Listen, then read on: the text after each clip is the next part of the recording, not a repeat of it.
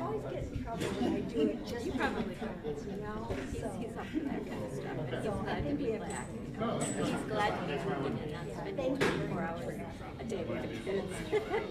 It's his wife's turn now, you know? Well, he's got twins. He's got twins. My wife Outside is just right by our table.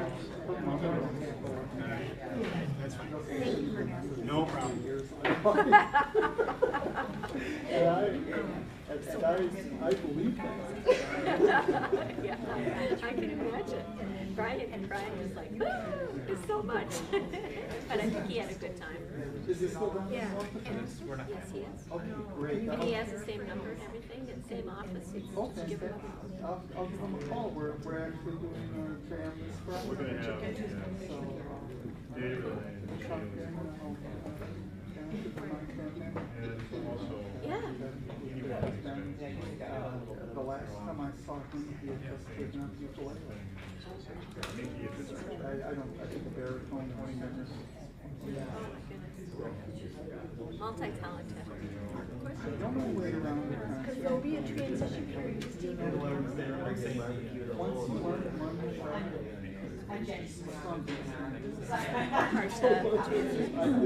I've given mandolin lessons. Really? I should play mandolin. But I play tenor guitar, which is two-part mandola. And so it's viola versus violin, mandola versus. Yeah. So, you know, I don't know that I can show half dozen chords. You know? You could jam with them. Yeah, I've done that. Banjo's a little hard. I and I play nothing. I have no musical ear for anything, so I can go see that. It's too bad. Your daughter doesn't play. Really? Oh, she studied, studied violin under a world-class dancer. What he was doing in Waukesha. No. Well, I know what he was doing in Waukesha. I could have used a teacher like that for my daughter. Yeah. 50 years ago. Stuff. Yeah, and playing violin.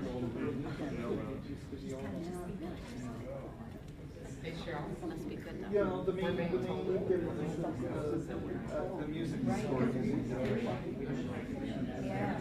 That was the challenge.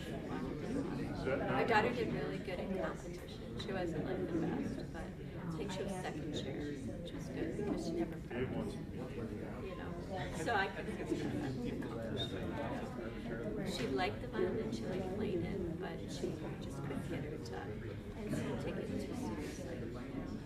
But I think the fact that she has that in her head helps her music.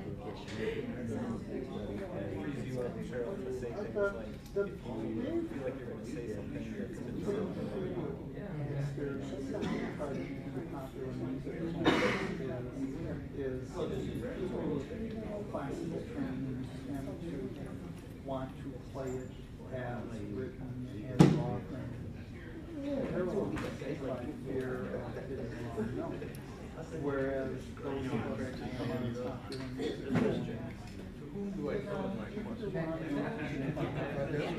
and you hit 3 in a row, you're playing jazz. You know? Yeah, she's never got beyond that point. So yeah. Well, listen, it was nice to see you. Yeah, it's good to see you.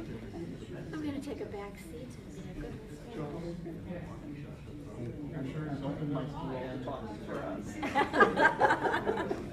That's the best way. I like Take that. care. You too.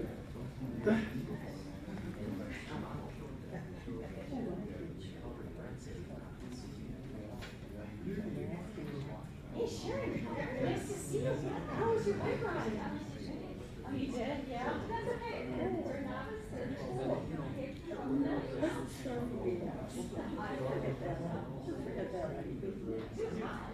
It was hot and then a rainy day. That was and then I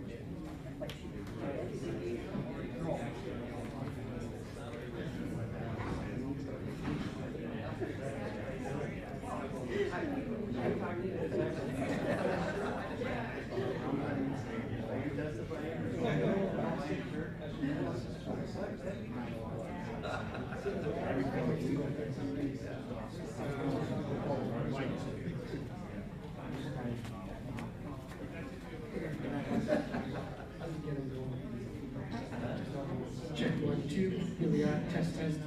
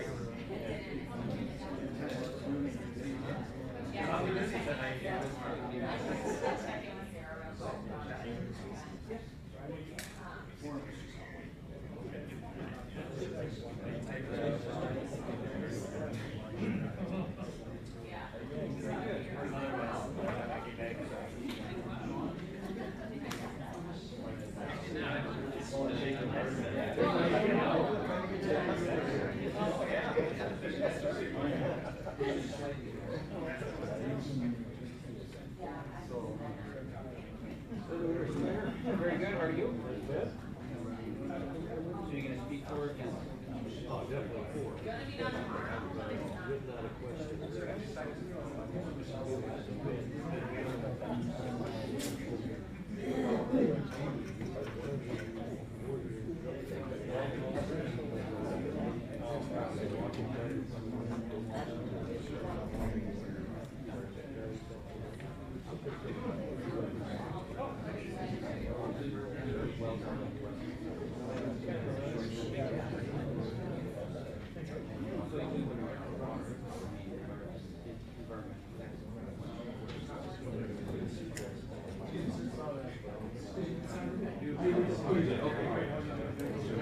yeah, they can do it.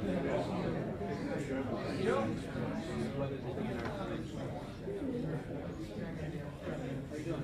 so they probably won't, the DNR won't answer your question.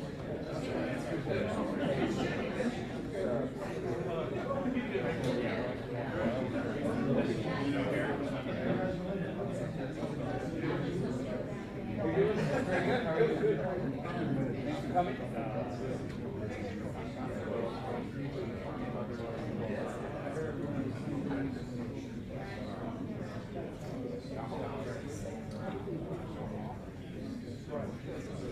I have I talked to quite a few people about it.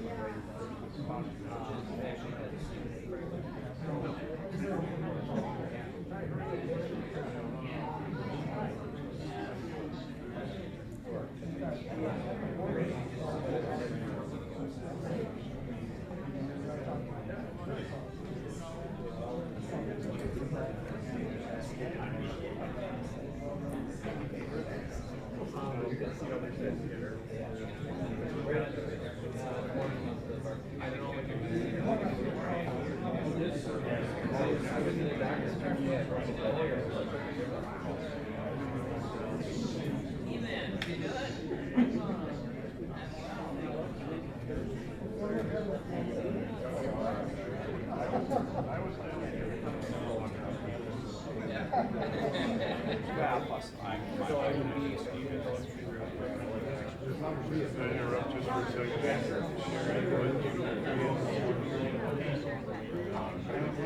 Sharon supervisor.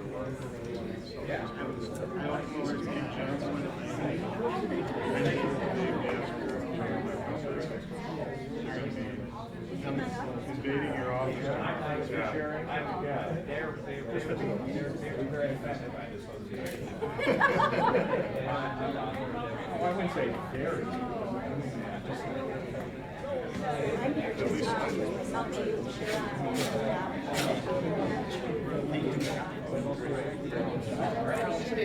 Joe, and it's Lee. Spoke in our state. Good to see you. We're going to have some discussion now.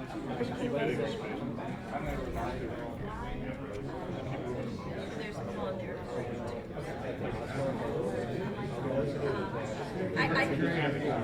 Yeah, it has a speaker, but if you want a conference,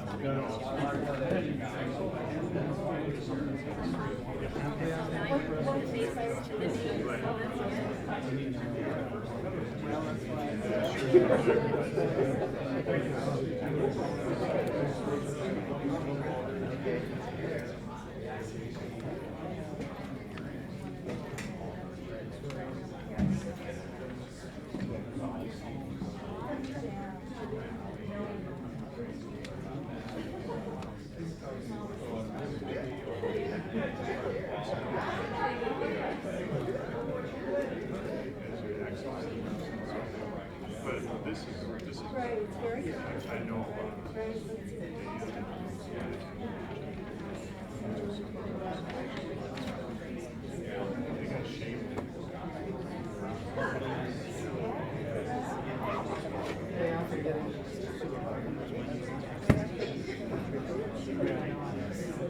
I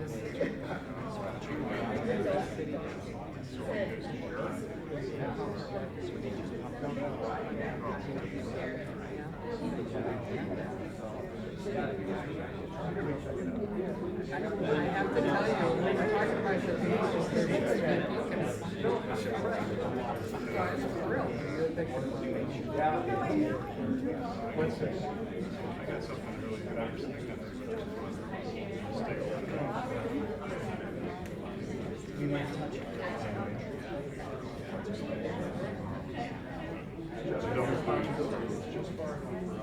Yeah, so.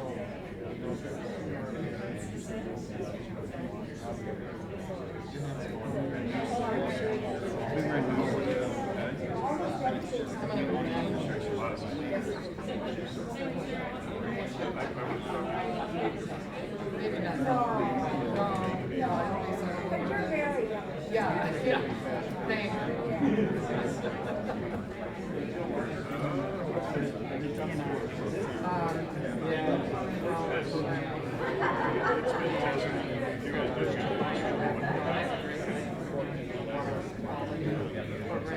Hey Mike, how you doing? I figured I'd see Tom here. Are you? Oh, you are. Lucky you get to do it 3 times. Maybe it will or maybe it won't be the same thing 3 times. By the time we get down here from over there, we'll probably You're doing better presentation. Well,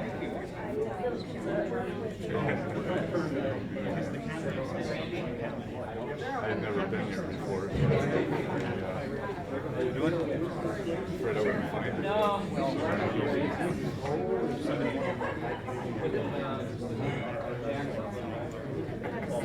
How are you?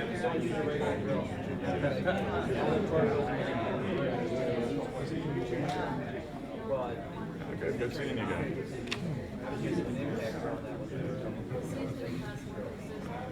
Pete, I have to apologize to you. I think I called you Pete Woodard. Oh. Carol, I apologize. Didn't even notice. I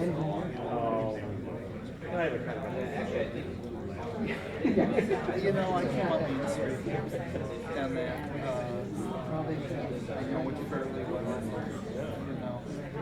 The other side of Davidson comes out. Good to see you.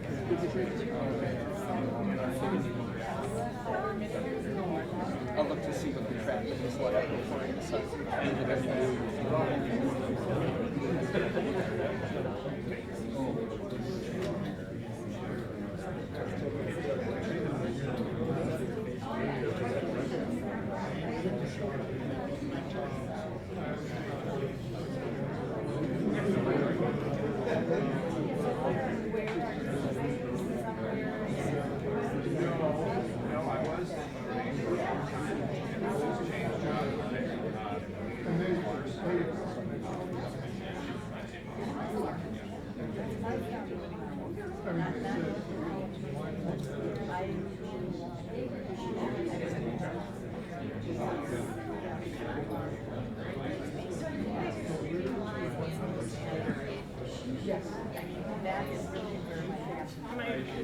Good to see you.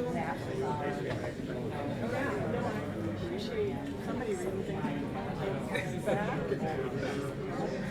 Put that much time into it. Glad we did, or not glad, but they didn't read it. I know the feeling.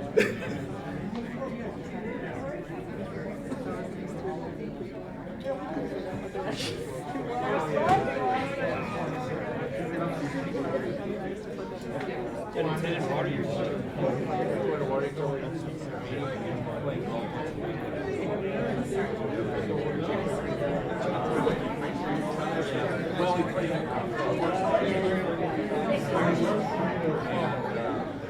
There's a lot of history on this, and a lot of your documents.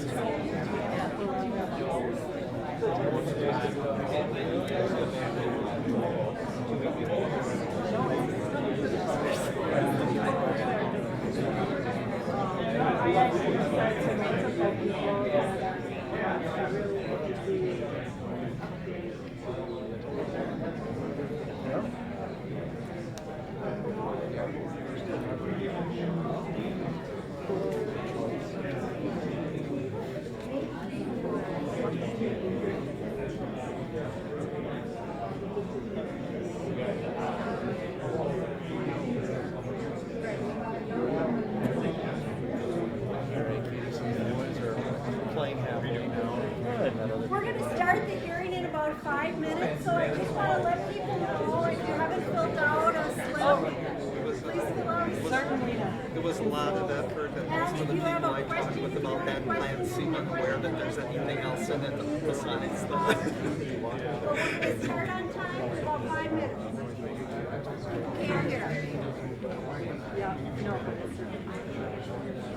And I would extend it because it just focused on Western.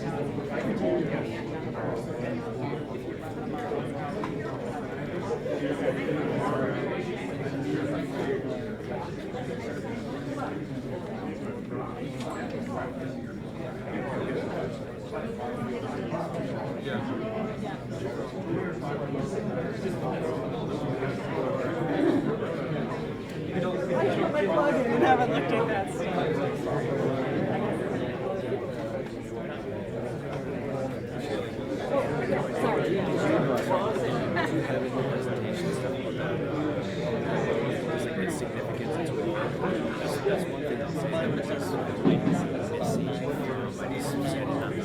Good evening. Can I have your attention, please? We're going to get started in a couple of minutes here, but I just had a few announcements. We're going to begin the presentation portion of tonight's activities, and Shaylee will go over this evening's schedule in more detail during the presentation. But I do want you to know that if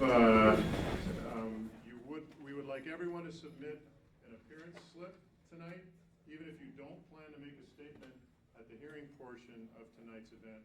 And we will start the hearing at 6:30 sharp. If you do plan to make a statement, you have to fill out one of these appearance slips.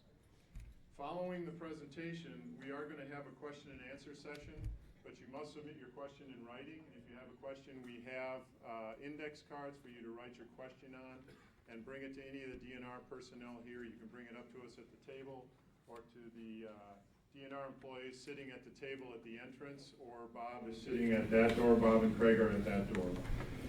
Also, if you would like to submit a comment tonight, we have written comment slips. You have until August 28th to submit written comments to the DNR. If you'd like to submit a written comment tonight, you can fill out this slip and hand it to any of the DNR personnel here also. Other housekeeping events, restrooms are down that hall and to the left. And also, just want you to know that obviously Wisconsin High will be recording things tonight.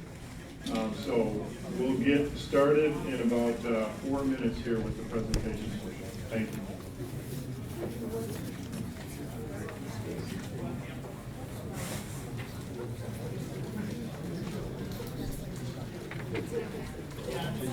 Good to see you.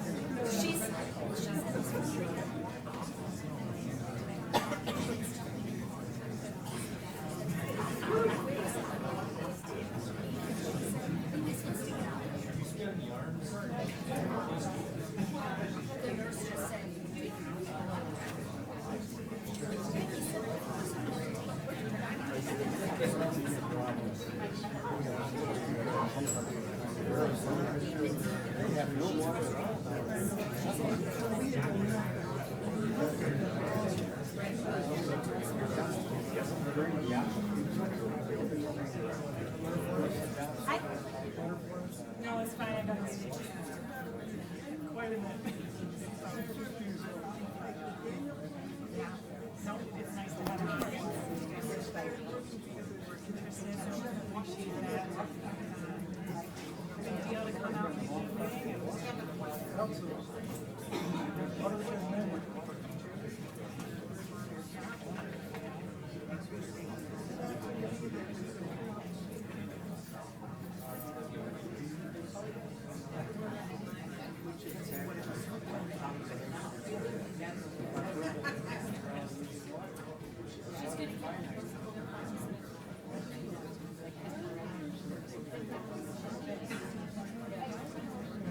We're going to go ahead and get started. I really appreciate everybody taking the time to come out tonight.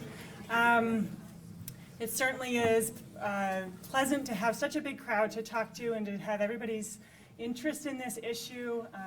Really appreciate all of your time this evening. So this is our first of the public hearings that we're going to have on the Waukesha diversion application. We are also going to have hearings tomorrow in Milwaukee, tomorrow afternoon, and in Racine tomorrow evening. I want to start out with just a little bit of an overview of the program, and then also what I'm going to do in this presentation. So the first hour of this meeting is really an informational meeting. I'll do a presentation for about 20 minutes. We'll have a short break where we'll collect your written questions. There are cards that you guys can fill out if you have questions that you'd like for clarification, and we'll answer as many of those questions as we can. And then we'll start the public hearing portion of the meeting promptly at 6:30. And that'll be an opportunity for people to make oral comments to the DNR on the draft EIS and the draft technical review. So in this presentation, I've got some introductory material, and then I have an overview of the Waukesha diversion proposal. So just give you a sense of what their proposal is. We've identified some of the key technical review criteria and the decisions that the DNR made for each of those criteria. I'll provide an overview of the EIS, or the Environmental Impact Statement review process, and then conclude with some sort of final what happens next in terms of the overall review process. So, just to get started, this gives you a little bit of a sense of the timeline. DNR first public noticed the City of Waukesha's application in 2011. We held a first set of public hearings then that provided an introduction to the application and the process. In those intervening 4 years, we've considered the comments from that initial from those initial hearings and drafted the EIS, the Environmental Impact Statement, and the technical review. In that process, we've requested additional information from the City of Waukesha and conducted independent analysis on different aspects of the application. So we're now at the red box on this slide for the second set of public hearings. And these hearings are to consider comments on the draft environmental impact statement and the draft technical review. These were released at the end of June, and we've got a 2-month comment period that'll go until August 28th. Once that comment period closes, we'll be preparing a final environmental impact statement and a final technical review. Both of those will involve considering the comments that are made on these draft documents. And at the end of all that, the DNR is determining if the application is approvable to be forwarded on to the regional body and compact council that includes the Great Lake states and provinces, premiers and governors. So just to give you some sense of the geography and a little bit of information about the Great Lakes Compact, in general, diversions out of the Great Lakes Basin are prohibited by the Great Lakes Compact with some limited exceptions. One of those exceptions is for communities in a straddling county. So you can see the city, you can see Waukesha counties in red here, and the Great Lakes Basin boundary goes through part of that county, making Waukesha a straddling county. The other criteria with that is that that diversion would need to be for public water supply purposes. So, for example, any community in Jefferson County would not be eligible for applying for a Great Lakes diversion. So what is the DNR deciding? What is their responsibility or role in this process? And what we are charged with is, does the City of Waukesha's application meet the Great Lakes Compact diversion criteria? There are 4 water supply related criteria, 2 water conservation related criteria, 5 criteria related to wastewater return, 2 criteria related to environmental impacts, and 2 additional criteria. So if you read the entirety of the technical review, it'll outline each of those criteria and what our decision was for each of those criteria. I'm not going to go through all of those in detail, obviously, but just hit some of the major highlights of those criteria. And I'll go back. Our draft conclusion is that the application does meet all of the criteria laid out in the compact and state statutes. So to give you an overview of the City of Waukesha's diversion application, what they're requesting is an average annual of 10.1 million gallons per day with 16.7 million gallons per day as a peak withdrawal volume. These numbers are slightly less than the original application that the City of Waukesha submitted to us in 2011. The source of water that they're proposing for the diversion from Lake Michigan is the Oak Creek Water Utility, and the return is to Lake Michigan via the Root River near 60th and Oakwood in the city of Franklin. This map gives you sort of a sense of these locations. So where's the proposed intake and the proposed outfall? If you look at this map, the blue line here is the water supply route. So that would come from the city of Oak Creek to Waukesha and then be distributed within Waukesha. And then the brown line here is the location of the wastewater return route. So going from the city of Waukesha to the Root River. And note too that the preferred return flow location changed from Underwood Creek to the Root River. So the original 2011 application identified Underwood Creek as the preferred return flow location. This version that we've reviewed identifies the Root River as that preferred location. In addition, there are several other alternatives that were considered for the return flow. That includes direct to Lake Michigan and to the Milwaukee Metropolitan Sewage District.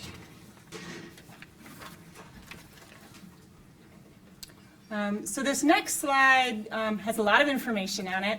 And one of the things that's required in the compact is for the City of Waukesha to consider whether they have a reasonable water supply alternative to the proposed diversion. And so the city and the DNR evaluated 6 different alternatives for water supply. So that includes obviously the Lake Michigan alternative. But then in addition, there's an alternative that looks at using a mix of the deep and shallow aquifers. The shallow aquifer alone, and that includes wells that are right along the Fox River, that would be riverbank inducement wells. A combination of Lake Michigan and the shallow aquifer. The unconfined deep aquifer that's in western Waukesha County. So that's out here. The proposal for that is a well field that's out in western Waukesha County, and that would then there'd be sort of a pipeline to Waukesha to provide water under that alternative. And then an alternative that is really a multiple sources alternative. So that would include the deep aquifer, the shallow aquifer well field that's south of the city. And then in addition, that alternative, I gotta find my pointer here. Well, there's addition that would include some wells east of town in the Dolomite aquifer and some of the quarries in the area. Just also would note, for people who are following the details on the EIS and the technical review, the EIS also talks about pipeline routes for the water supply alternatives to Lake Michigan. So this is slightly different in that they're looking at alternatives to the Lake Michigan water supply under the compact criteria. So I'm going to move into now to what the criteria include. The first criteria we looked at was, is the city without adequate supplies of potable water? So 2014, the water demand was 6.6 million gallons a day. Of that water, 5.1 million gallons a day was treated for radium or blended before entering the water system. 1.5 of that was not treated for radium. Because they have water entering the system, that current water system does not meet state drinking water standards. And so that's how it's determined that they don't have adequate supplies of potable water currently.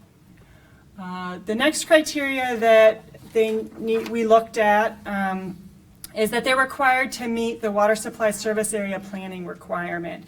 And that statute requires that the area is consistent with the current sewer service area and that they plan for that whole area. So the state law requires that they plan for the entire area. And this is the area that was used then to determine what the future water demand would be. All right, so the next thing the DNR is required to look at is the demand reasonable? So that they're planning for that entire area, and is that demand a reasonable demand? This graph here shows you that there were 3 different estimates for the demand. These demand ranged from 8.5 million gallons a day to 12.1 million gallons a day based on the service area for the full build-out, which we consider to be around 2050.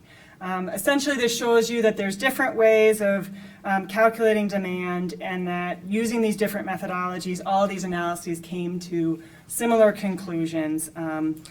All of these demands include estimates or include the estimated conservation savings of 1 million gallons a day. And based on that, the department determined that these 3 methodologies come to similar conclusions, and so their demand projections are reasonable. So then that leads into addressing this question of, do they have a reasonable water supply alternative? We considered this alternative using the low end of the demand range, so using an 8.5 demand, with the thought process that if they didn't have a reasonable water supply alternative at a lower demand range, then they wouldn't have a reasonable water supply alternative at the 10.1 demand range. So looking at reasonable water supply alternatives, we considered costs, public health, and environmental impacts. The department determined that both in terms of cost and public health, those were not determining factors, but we focused on the environmental impacts as the determination that they did not have a reasonable water supply alternative. So I've listed out here all of the alternatives and what the resource of concern was for why it was not a reasonable water supply alternative. you'll see that any of the alternatives that include the shallow aquifer south of the city of Waukesha, that the resource of concern was wetlands. There was modeled to be a minimum of 700 acres of wetlands that would be impacted by any of the alternatives that included the shallow aquifer. For the alternative that used the unconfined deep aquifer in western Waukesha County, the resource of concern there was lakes.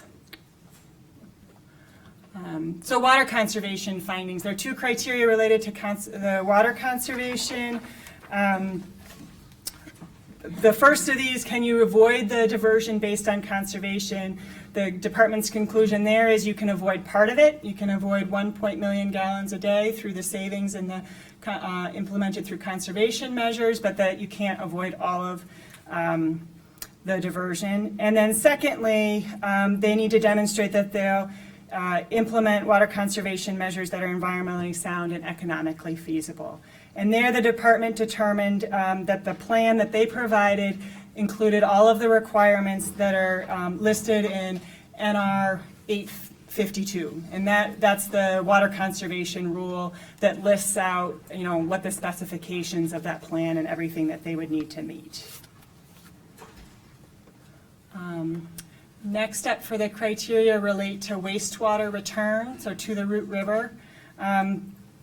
Here again, as I mentioned, this changes from Underwood Creek to the Root River as the preferred option. And here the Root River pipeline shares the water supply pipeline from Oak Creek, which provides cost savings and lessens environmental impacts. On an average day, the city of Waukesha's wastewater discharge is greater than their withdrawals due to leaky pipes that are common to all municipalities. And so the DNR worked with the city of Waukesha to come up with a return flow management plan that would maximize the amount of Lake Michigan water that's returned to the basin and minimize Mississippi River Basin water that would go to the Root River. It also provides, this alternative that we came up with, also provides more flow to the Fox River to essentially protect the integrity of both of the basins. And before this would move forward, the city of Waukesha would be required to obtain permits before receiving any formal diversion approval from the DNR, and they'd be required to meet all of the requirements under those statutes, including water quality-based effluent limits for pollutants of concern, such as phosphorus, temperature, and chlorides. So just briefly, in environmental impacts, looking at the water quantity impacts to the Great Lakes. This table right here, the middle column is the maximum annual withdrawal from the city of Waukesha. And in comparison to the volume of Lake Michigan, it's a tiny fraction of that volume of Lake Michigan and an even smaller fraction of the Great Lakes as a whole. And then similarly with the water quality, based on the review provided in the environmental impact statement, the department expects that there be minimal to no impacts to water quality in the Lake Michigan basin. So with that, I just want to move to discussing the environmental impact statement, the draft environmental impact statement briefly. First of all, what is an EIS? It's relevant environmental information to inform a DNR decision. So the EIS isn't a decision-making document in itself. It's a listing of information that informs that decision. In this case, the technical review that we've developed is the decision-making document, and the environmental impact statement is supporting that document. I just would like to note that an EIS was not required for this project, but the DNR did opt to follow that process as part of the analysis because of the overwhelming interest in this issue. To give you a brief overview, that's a 250-page document that we put together. And here, just to provide an outline for it, it starts out with an introduction and a project summary. It then provides information on the project alternatives, so that includes what the water supply and return flow pipeline routes would look like. The section 3 addresses the affected environment, not the infected environment, the affected environment, which talks about the environmental resources that are in the project area, Section 4 identifies the environmental effects. So that section includes what the projected impacts and benefits to these areas that would be affected. And then finally, Section 5 is a brief comparison of the different alternatives considered. So this gives you an overview of just the next steps, what happens next and where are we in the process. Surprising to say, we're still at the beginning of this chart. Wisconsin's in the process of determining if this application is approvable. So we'll take the public comments tonight. We'll use those to develop final EIS and technical review. If we determine that the application is approvable, it'll be forwarded to the Great Lakes states and provinces. At that point, the Great Lakes states will need to make a decision. They'll either need to approve the application, they'll need to approve the application with conditions, or deny the application. If they approve the application, then it would come back to Wisconsin for final permits and for a final decision that would include any of the specifics of what the city of Waukesha would need to follow with a final diversion approval. If at either of those points the determination is, either that Wisconsin determines it's not approvable, or if it is denied by the Great Lakes states, then the application would end. I'll also note, though, that either way it goes, whether it's approved or not approved at different points in time, there is the opportunity for legal remedy along the way. All right. So with that, we're going to accept public comments until August 28th on the draft EIS and the draft technical review. I want to mention that we have CDs of the technical review and the EIS that are available for you if you want a hard or a electronic copy on a CD. Both those documents are also available on our website, along with quite a variety of additional reports or correspondence related to the review process. Let's see what else here. If you want to provide comments, you can do that orally tonight. You can provide written comments that you submit to us here tonight, or you can provide comments by mail them to us or through email. And out at the front, if you didn't already pick it up, we've got bookmarks that just give you all of the relevant information if you want to send in comments, if you want to email them or mail them to us. I can get that to us those ways. All right. And with that, we're going to conclude the presentation at this point. And if you've got questions, if you already have a card, you can fill that out. If you want a card, we've got staff. You can raise your hand. Somebody will give you a card. You can write your question out. We want to request that any questions you have be clarifying questions, so questions related to the EIS or the technical review that are clarifying. If you have questions on the process, I'm going to encourage you that if you've got comments, to save those and make those comments during the public hearing. But that you can write your questions down and hand them in. We'll take a little break, let people write questions down, and then we'll sort them and answer those questions to the best of our ability. And then we're going to start the public hearing, as I mentioned, promptly at 6:30. So thank you very much.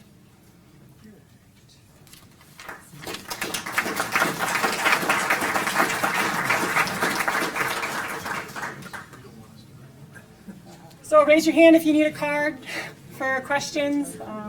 Got some right over here.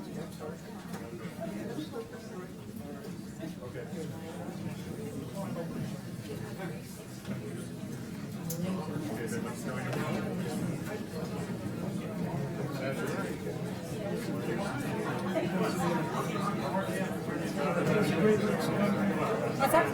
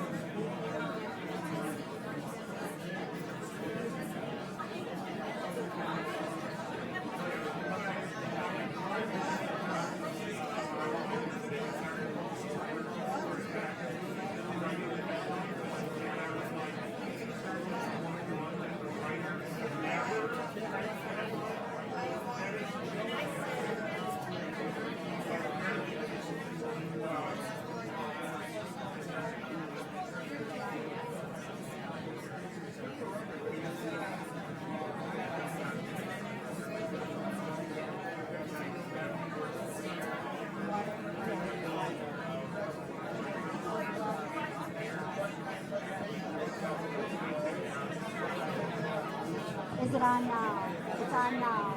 I know we have a lot of people who want to give comments, so I think we're going to start with the question and answer period now. If you all could get yourselves seated again. We're going to start with the question and answer period. I'm going to walk out here so everybody can see me. If we could start with the question and answer period now, because we have a lot of people who also want to give comments, and I want to make sure we have a chance for the comment period. We've been told, my name's Cheryl Heilman. I'm one of the attorneys at the DNR. I'll be the hearing officer. And I just want people to know that we're going to try and have the question and answer period go for just a half an hour here so that we can start with the comments. We do have over 40 people who want to make comments. And we've been told when we first came here that we have to be out of the room by 9:30. So we're going to try and run a tight ship here so that we can hear from everybody who wants to make a comment. So now I'm going to turn it over for the question and answers. Oh. My knowledgeable DNR staff are collecting their thoughts. All right, we're going to do our best with these questions. So here, this first one here is, were reverse osmosis systems looked at, and is this a viable alternative? If so, what was the determination? If not, why not? So the reverse osmosis systems is looking at treatment to the deep aquifer. That's what I'm assuming this question's referring to. One of the alternatives for water supply alternatives that was considered is an alternative that looks at using the deep aquifer and the shallow aquifer. So it's an expansion of what the city of Waukesha currently uses. And that includes some additional treatment, including reverse osmosis systems as part of that. The determination for that alternative is that it includes this shallow aquifer component to it. And that there would be, I don't remember the exact numbers without the slide up here, but somewhere around 900 acres of wetlands that would be impacted under that alternative. So that's how that alternative got ruled out. All right, the next question I've got here is, what are non-diversion water solutions that you may be considering that are cost effective? And how's your radium abatement handled in your proposal for the compact requirements? So this is pretty similar to the last question. So again, there were 4 of the 6 alternatives had no Lake Michigan water in it. So those were all alternatives that were looked at to determine if they were reasonable or not. And the department determined that they weren't reasonable. And in the alternative that includes the deep aquifer, that alternative includes radium treatment. All the alternatives were determined to meet state and federal Safe Drinking Water Act requirements. So from a public health perspective, they were all considered to be okay, but based on the environmental impacts from that, they were determined to not be reasonable alternatives. This next question is, what did you mean by opportunity for legal remedy along the way? So with that just means that depending on whether it's at the state level a decision's made or at the federal level, that there's an opportunity to contest that in state or federal court. So these are legally made decisions, and so if somebody disagrees with the decision that's made, they can contest that in court. Waukesha has said they will ask the courts for an extension of the June 2018 court order and stipulation to the radium compliant, to be radium compliant at all points entering the system. What will Waukesha do to be radium compliant if the request is not granted? That's really outside of the scope of the diversion request and what we're considering tonight. So I don't really have an answer to that one. The next one is, why is 1.5 million gallons a day not treated? So Waukesha is currently under a court order that they have to be fully compliant by 2018. And at this point, Waukesha hasn't put treatment in to be able to make that 1.5 treated. They're saving the money to put that towards their long-term solution. So that's why that's not that's sort of the clarification on that. And then how much water is used for lawns, businesses, or other water use which cannot be returned and goes into the Mississippi water basin. This is really the question of, well, what's the consumptive use that the city of Waukesha has got? And I think it's around 12%. Somebody else did that part of the review, so they'll address that if I got that wrong.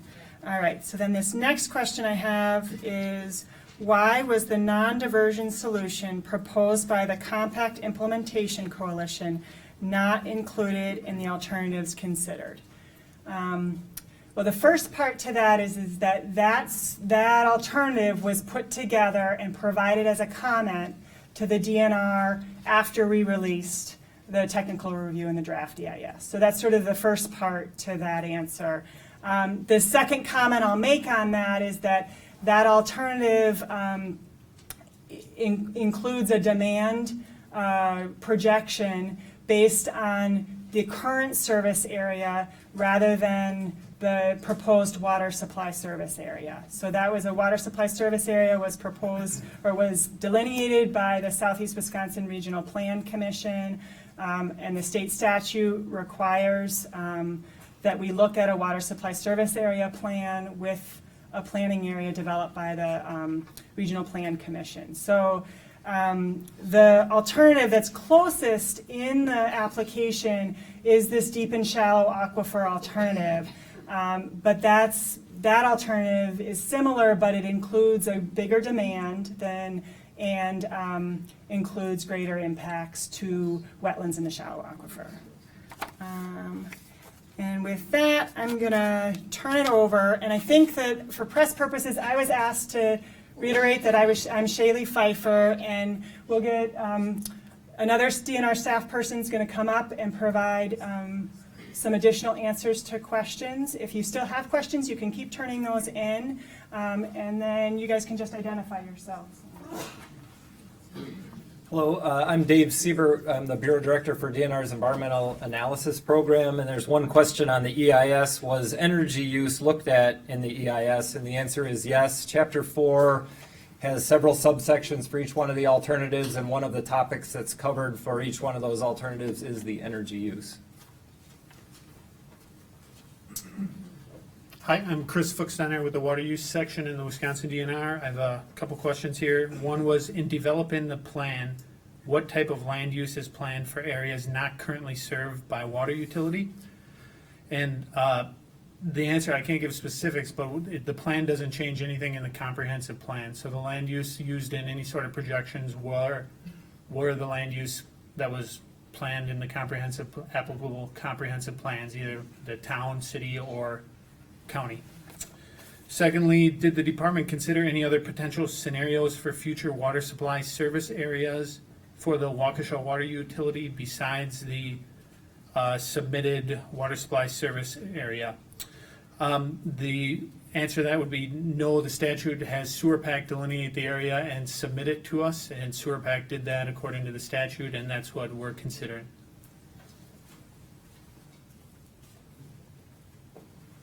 Hi, my name is Nikki Clayton. I'm at the Water Use section, and I was responsible for compiling all the return flow sections. I have a question here that says, wastewater that is returned to Lake Michigan is treated. What will it be treated with? All of the municipalities that discharge to surface waters in the state of Wisconsin are required to have high-quality wastewater treatment. And the next question is, what assurance is there that it won't negatively impact the Root River in Lake Michigan? We develop water quality standards in Wisconsin, which we put into as water quality criteria into wastewater treatment permits. And then Waukesha, the city of Waukesha, if approved for a diversion, will need to get a new permit, and it will need to be the water quality standards. Thanks.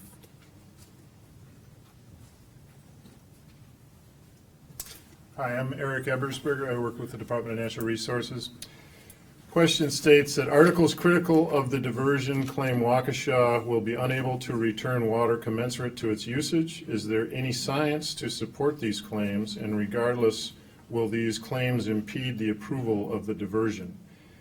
What I would say is that the compact puts forward criteria for exceptions to the ban on diversions, and those criteria include that any water withdrawn must be returned, less an amount for consumptive use, and that you must maximize the amount of water that's returned to the Great Lakes Basin and minimize the amount of water from the Mississippi Basin that would be returned to the Great Lakes, and that any water returned must meet WPDES permitting standards.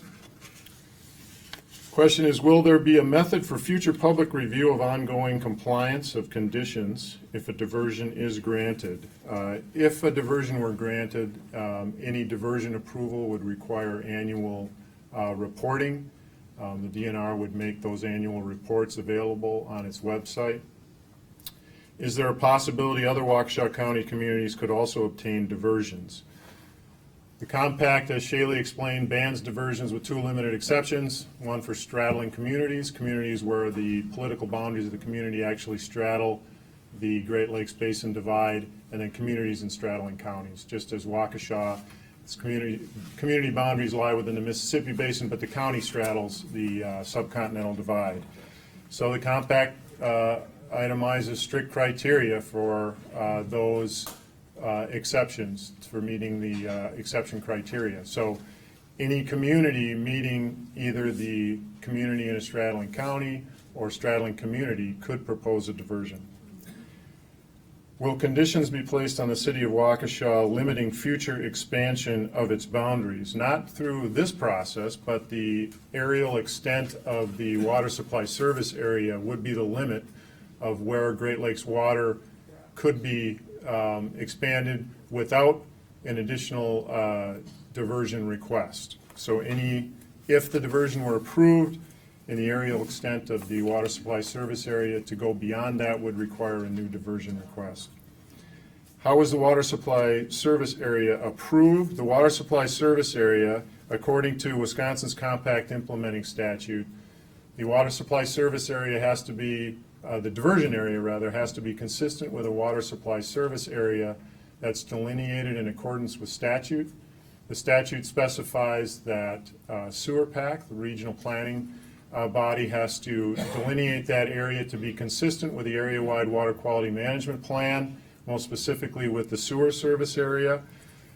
We also require through the water supply service area planning that those communities to be included also agree to be in the water supply service area.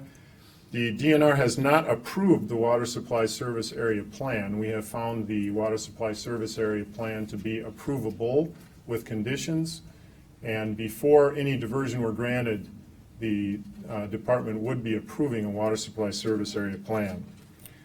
Question is, what water conservation measures are required from communities outside of Waukesha that are included in the water supply service area? As a condition of getting any water under a diversion, any Great Lakes water, those communities would have to abide by Waukesha's water conservation plan, which would have to meet NR 852 standards. Why do communities outside of the water supply service area need Great Lakes water? The communities inside the water supply service area, we looked at the water supply service area as a whole and made a determination that that area was without adequate supplies of potable water. We didn't make that determination based on political boundaries. We are prevented by statute from making those determinations. And then how will DNR provide responses to substantive questions raised during the public hearing on the proposal? The DNR is going to take all comments into consideration, and we will respond with written responses to comments made on the environmental impact statement. We are going to take all comments on the technical review into account. We have not determined that we're going to give written responses to comments on the technical review. We've had several requests for that. We're taking those requests under consideration, but we're not making a commitment to make written responses to comments made on the technical review. But we are making a commitment to taking those into consideration when we revise our technical review and issue a final technical review. Do you have any other questions?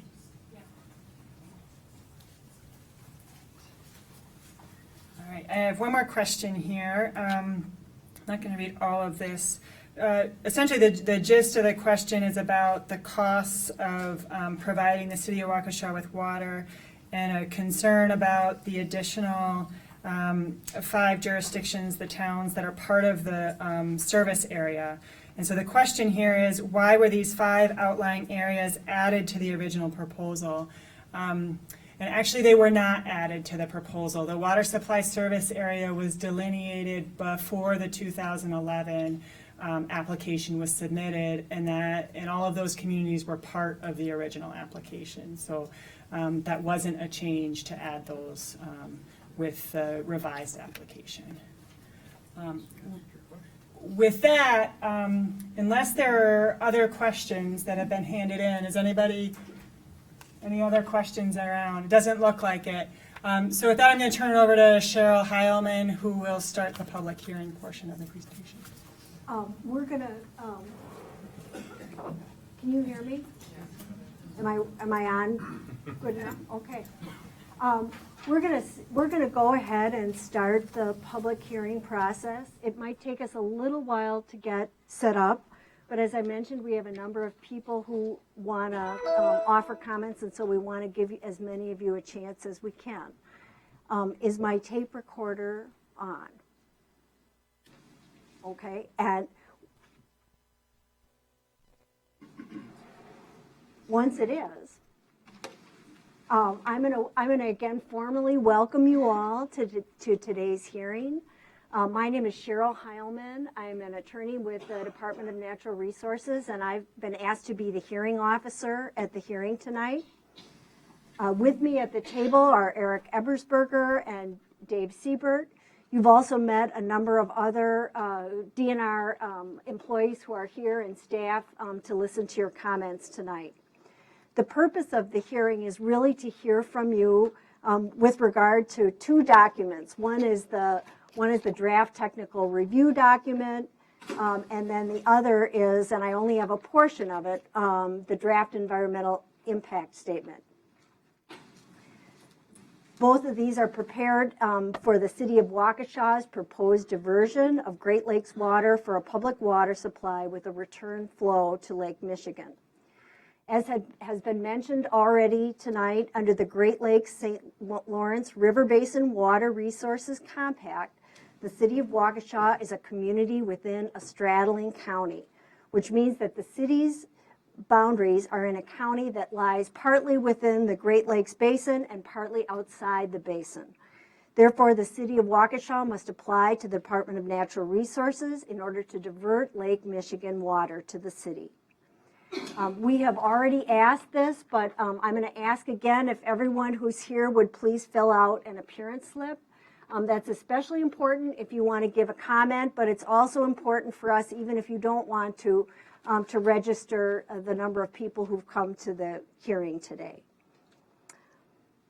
We've set this time and place, 6:30 p.m., August 17th, at the Carroll University Center for Graduate Studies Auditorium in Waukesha for a public information hearing on the draft technical review and the draft environmental impact statement prepared by the Department of Natural Resources for the proposed diversion. For the record, an informational presentation was held immediately before this hearing, and there was an opportunity for some question and answers. The hearing is being held pursuant to Wisconsin statutes, section 1.11 and 281.346(9), and section NR 150.30 sub 3 of the Wisconsin Administrative Code. This is an informational hearing. It's not a contested case hearing. It's not adversarial in nature. Again, the purpose of it is just to hear from you. The hearing has been noticed on the department's website and a number of newspapers, the Wisconsin State Journal, the Milwaukee Journal Sentinel, the Racine Times, and the Waukesha Freeman. And all notice provisions of the statutes have been complied with. As we've already mentioned, if you don't want to give an oral statement tonight, or even if you do, we are accepting written comments. Written comments are welcome tonight and also through mail or email through August 28th of 2015. We have information as you leave and as you were entering with regard to where you can send your written comments. We've also scheduled 2 more hearings tomorrow, and as I mentioned at at the beginning of this evening's presentation, we do have to be out of this room by 9:30 when the building will close. So we want to go as promptly and effectively as we can. If, as Eric mentioned in response to some of your questions, I'd like to just talk a little bit about the next steps here. We're going to be receiving comments from you and from other members of the public at the information hearings we're having and in writing. We're going to then prepare a final technical review document and also a final environmental impact statement. If in the final technical review, we determine that the city's application is approvable under the Great Lakes Compact, the department will forward the application to the Great Lakes St. Lawrence River Water Resources Regional Body. The regional body consists of governors of the Great Lakes states and the premiers of Canadian provinces of Quebec and Ontario. They will be looking at the application for review and consideration. We'll also be forwarding the application to the Great Lakes St. Lawrence River Basin Water Resources Council. The council consists of the governors of the Great Lakes states. The Compact Council would need to unanimously approve the diversion before any state permits can be processed for the diversion proposal. So as we talked about in the public hearing, in the presentation that immediately preceded this, we're at the very beginning of the process. We would like to hear from as many of you as we can, so we're going to be limiting your comments to 3 minutes apiece. I do have these cards here, and I have an assistant. So my assistant is going to just gently inform you when 30 seconds are left in your 3 minutes for those of you who are giving comments. And then when your time is up, you'll see a card like this. And of course, if you're in the middle of your sentence, feel free to finish it, and I'll give you a little bit of leeway. But we really do want to try and limit you to 3 minutes. So that's why we've got the cards.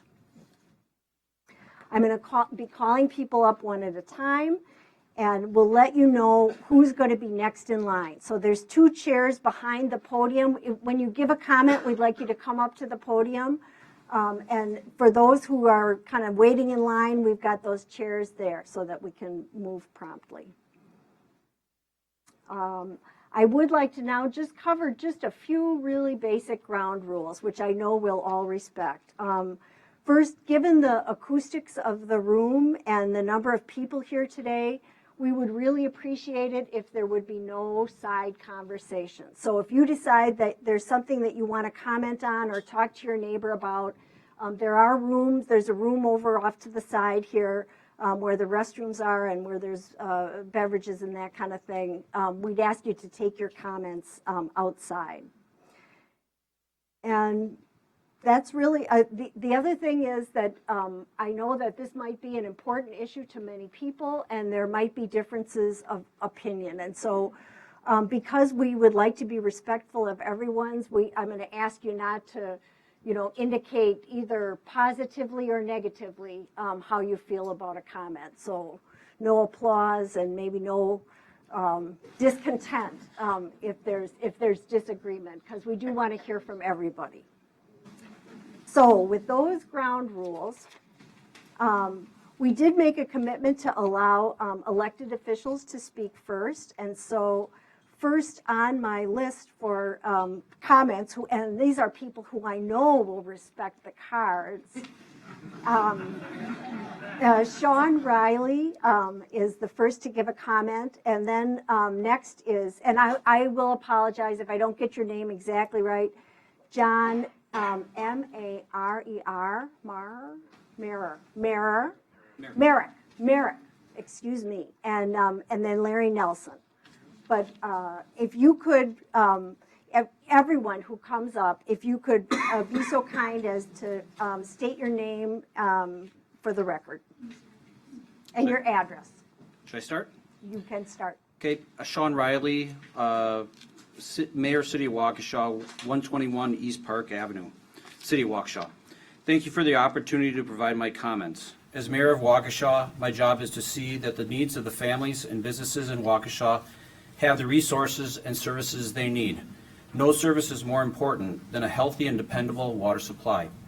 My campaign for mayor emphasized my commitment to winning approval of a Great Lakes water supply.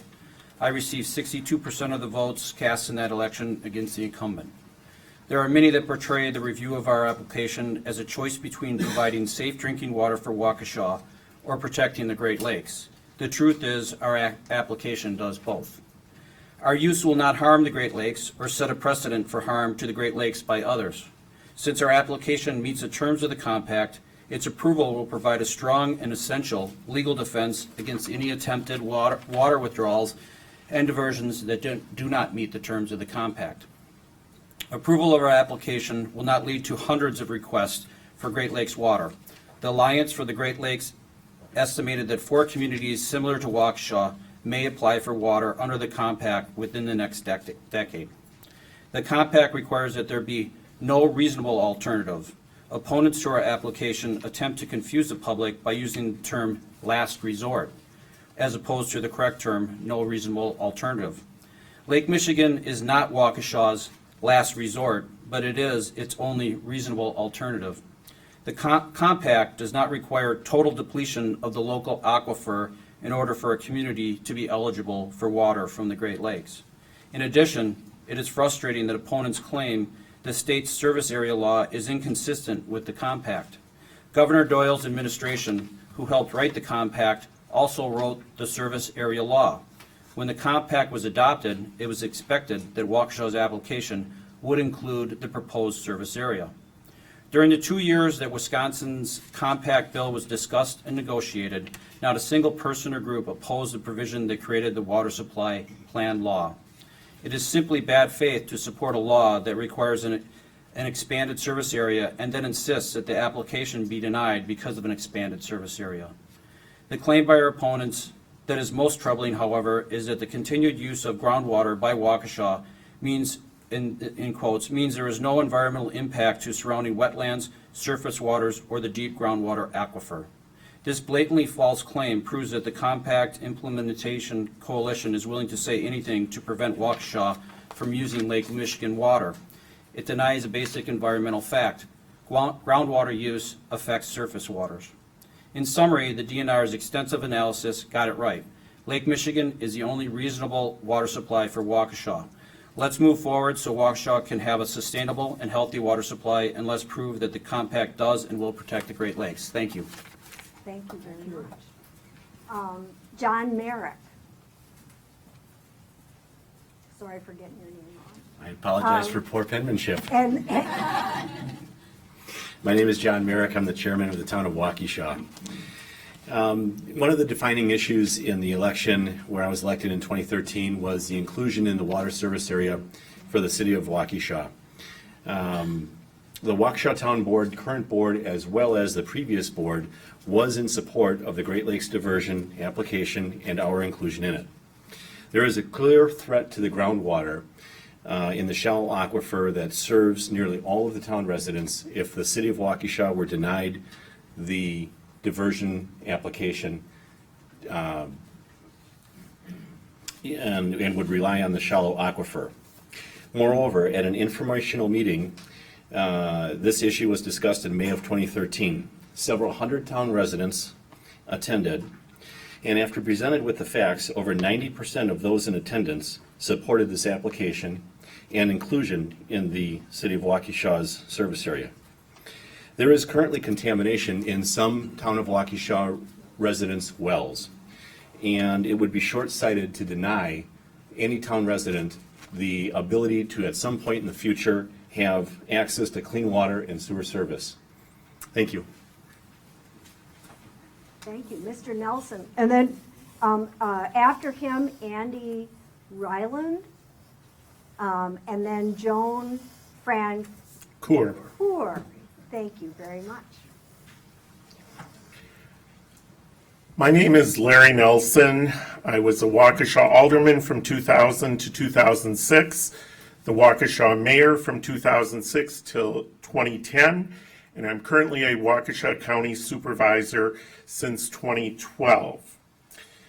City of Waukesha started its conservation plan way back in 10 years ago, 2005, and I'd asked people from other communities in the area, why hasn't your city and towns and villages joined us? We have been a leader in water conservation for 10 years. One of the last council meetings I presided over was in April of 2010, where the Waukesha Common Council voted 14-1 to move this application forward. So it's only been 5 years and 4 months to get to today. I will tell you the one alderman against it is now for it. He wanted some more hearings, even though we had a record number. And my understanding is the current Common Council is unanimously in favor of it. A little political history.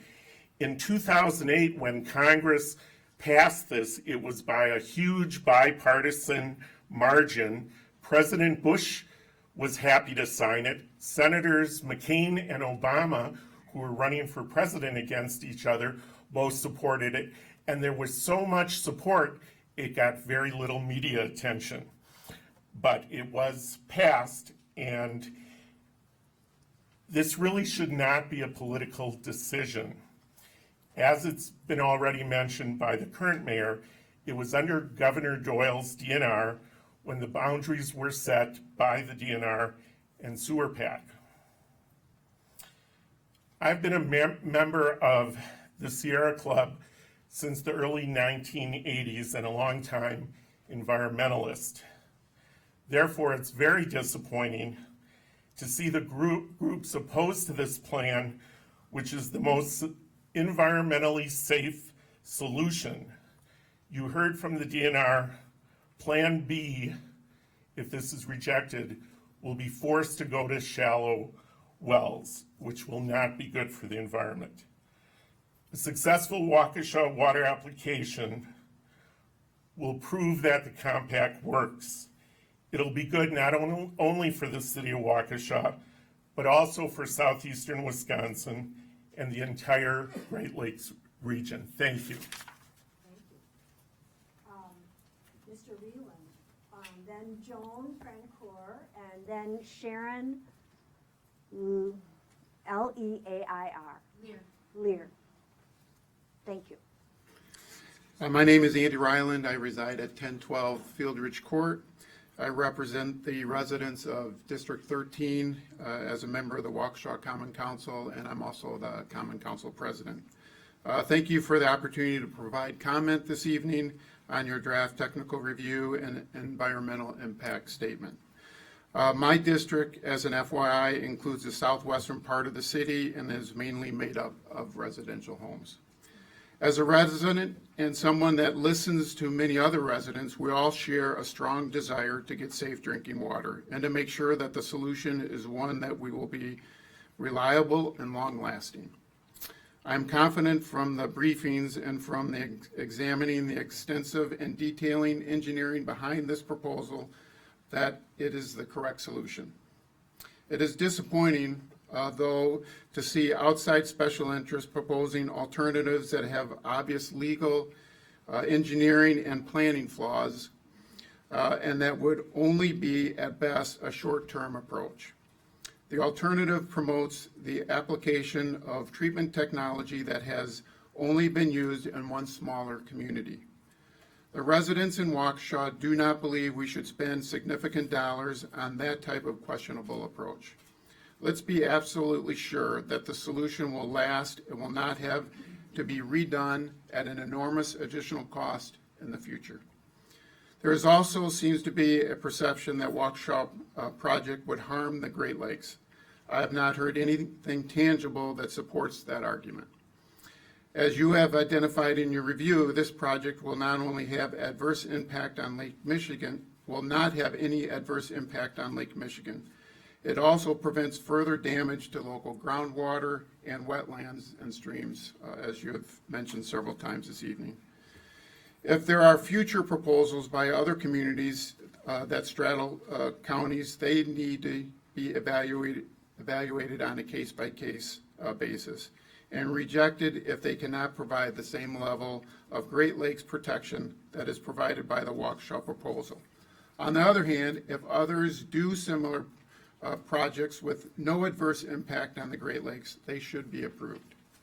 The compact protects the Great Lakes against the type of large diversions without return flow that could pose a real threat to the Great Lakes.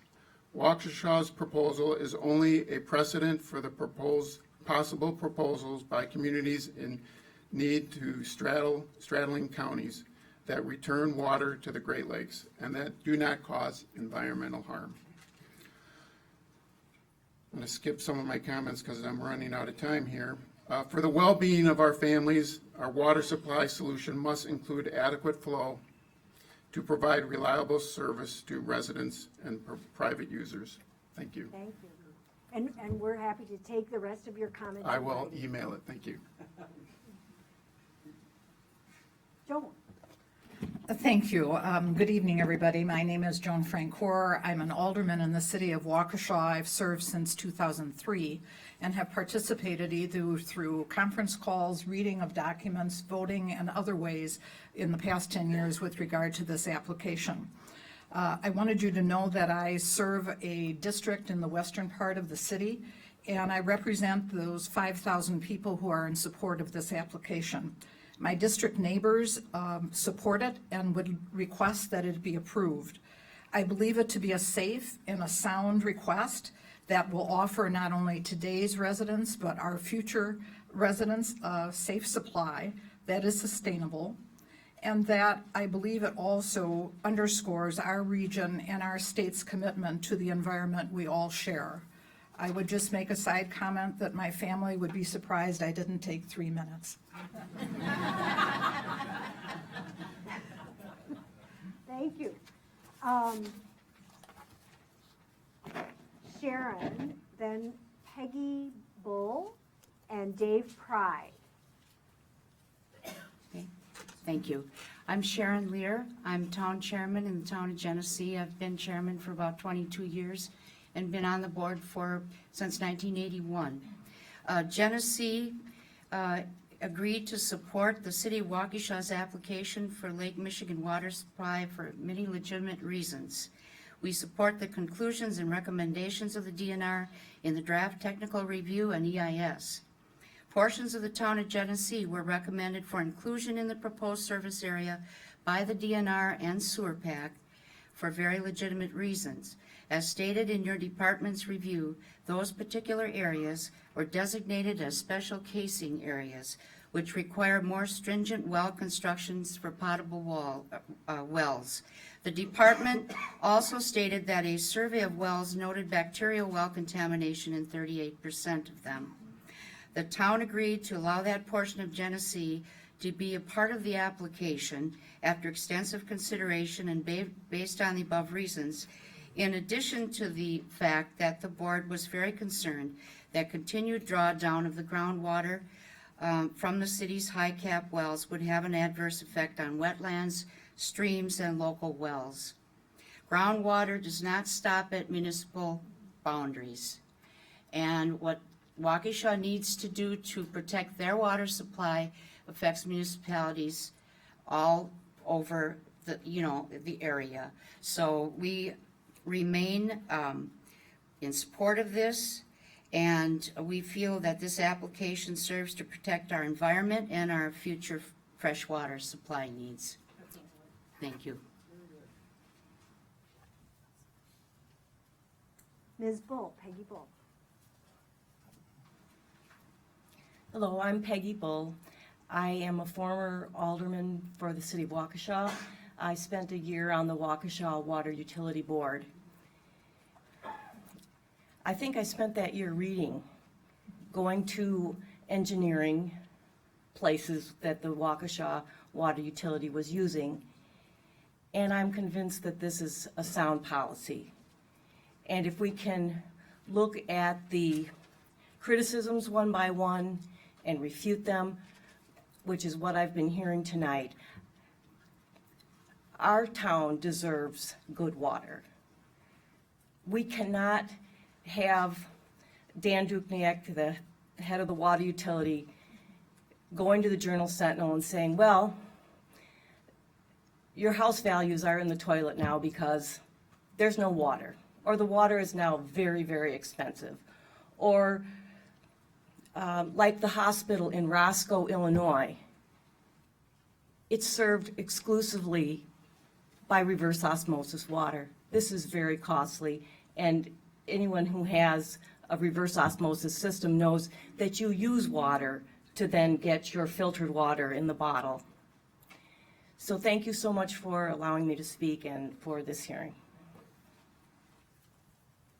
Dave Pride, followed by Cheryl Nen, and then Mary Bear. I'm Dave Pride. I live at 750 Pembroke Way, Heartland, Wisconsin.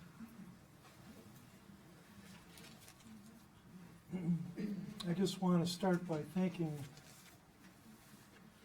everyone here has so much knowledge about water. It's just a pleasure to be able to say anything to this great group. I also want to thank Wisconsin Eye Organization, who's doing a web live feed tonight of these hearings, as well as the television rebroadcast on Time Warner Cable Channel 363 to be announced in the Milwaukee area, as well as the Charter Cable broadcast in the Madison area. The Great Lakes is a vast, easy source of soft water, largely untapped by those living outside the Great Lakes Basin.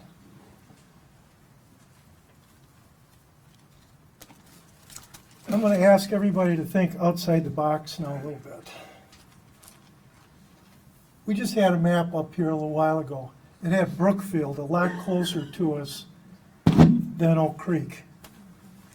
We have 2 wastewater treatment facility plants. The one we're dealing with is Century Drive. Last year's water discharge about 1 billion gallons. They're in non-compliance. They got radium problems. Enterprise Drive, Barker Road, your neighbor, Brookfield, 1 billion gallons wastewater, 70% treated at your back door. What I'm suggesting is that it's a lot shorter to take a pipe from that treatment plant that's already 70% treated to potable, whatever you want to call it. Take it over there. Use this reverse osmosis system that they're talking about. Put those osmosis systems at those 4 deep wells. Now, what's the benefit of this? Does the Great Lakes have to worry about somebody putting a straw in the lake? No. Are we doing conservation with people within our own backyard above the Brookfield Hill, beyond the basin? Yes. The Great Lakes is Pandora's box. If we don't protect the Great Lakes from everybody's need, from Kenosha, to going 30 miles from Chicago to Des Plaines, to doing a diversion from Fond du Lac to Green Bay, it's all over. And once this is legal, are we really conserving anything? We have 503 municipal wastewater treatment plants in this state. Every one of them do the same thing. They discharge all our water west. Most gets in the rivers, most is gone. 70% of everything that all the residents of the state of Wisconsin drink when they pull the tap is from a municipal well. It's below our feet. We don't even understand our aquifers. There has to be more conservation. Thank you. I'm going to show you the red one. Thank you very much. If you have more to say, we're happy to take it in writing. Cheryl Nen, then Mary Bear, and then after Mary, William, Mielke. Melke. Thank you. Thank you. My name is Cheryl Nunn. I'm with Milwaukee Riverkeeper and the Compact Implementation Coalition. I'd like to start by thanking everyone for the opportunity to provide comment on the draft EIS, which could lead to a precedent-setting water diversion from the Great Lakes under the Great Lakes Compact. We appreciate the department's efforts over the many years and iterations of Waukesha's application. The Great Lakes Compact, as folks have already mentioned, was enacted in 2008, really to keep Great Lakes water in the Great Lakes. And to protect and enhance the water quality of this amazing resource. There are very limited exceptions to a diversion, and it was always intended that the Great Lakes be used as only a last resort for communities that have no reasonable water supply.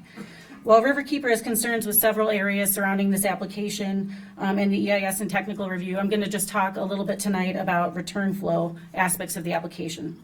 The Great Lakes Compact requires the department, when deciding to grant an exception to diversions, to return all the water that is withdrawn from the lake to the source, a lessened allowance for consumptive use, to minimize the amount of water from the Mississippi River Basin that's introduced into the Great Lakes Basin, to treat all surface and groundwater from the Mississippi Basin to meet applicable water quality discharge requirements, and to protect and sustain the physical, chemical, and biological integrity of the receiving water, so in this case, the Root River. Although Waukesha will return almost all of the water it diverts from the Great Lakes, its return flow plan will still have significant environmental impacts to both the Root River and the Fox River. Waukesha's plan to treat all of its wastewater before returning it to the Root does not remove all of the pollutants and contaminants that can be harmful to aquatic and human health. The city's current treatment facilities will need significant improvements in order to meet the DNR's proposed water quality standards for Root River discharge. The EIS does not clearly state what facility improvements will be made or how much those improvements will cost the ratepayers. The EIS mentions that Waukesha is working on several plans and studies to meet its existing standards that it's having a hard time meeting, including phosphorus, chloride, and temperature. Some of our major concerns are that during low flow periods, particularly during drought periods and summer months, Waukesha's return flow will make up about 80 to 90% of the water in the Root River, making it a quote, effluent dominated stream. This could pose risk for recreational use, as state law currently requires bacteria testing, but not testing of viruses or pathogens and other things that can make people sick. EPA and DNR both agree that a new discharge could result in a significant lowering of water quality for some of the discharge pollutants from Waukesha's return flow. They'll need to do significant planning and improvements to the facilities to ensure the discharge does not result in backsliding of water quality or harm really significant improvements that have already been made in the Root River watershed. DNR's own analysis shows that Waukesha's wastewater discharge will not meet the temperature standard for the Root River for the hottest parts of the year, and will have a difficult time meeting phosphorus and chloride standards without significant upgrades. Because this wastewater discharge will be a new discharge into a river already impaired by several pollutants, these issues must be resolved before the discharge permit is given to Waukesha and any discharge could commence. Finally, the Fox River will see about a reduction in 2 to 3 million gallons per day of flow, about a 15% reduction, and this will likely also have significant impacts on the fisheries and aquatic life during very low periods of water. Thank you.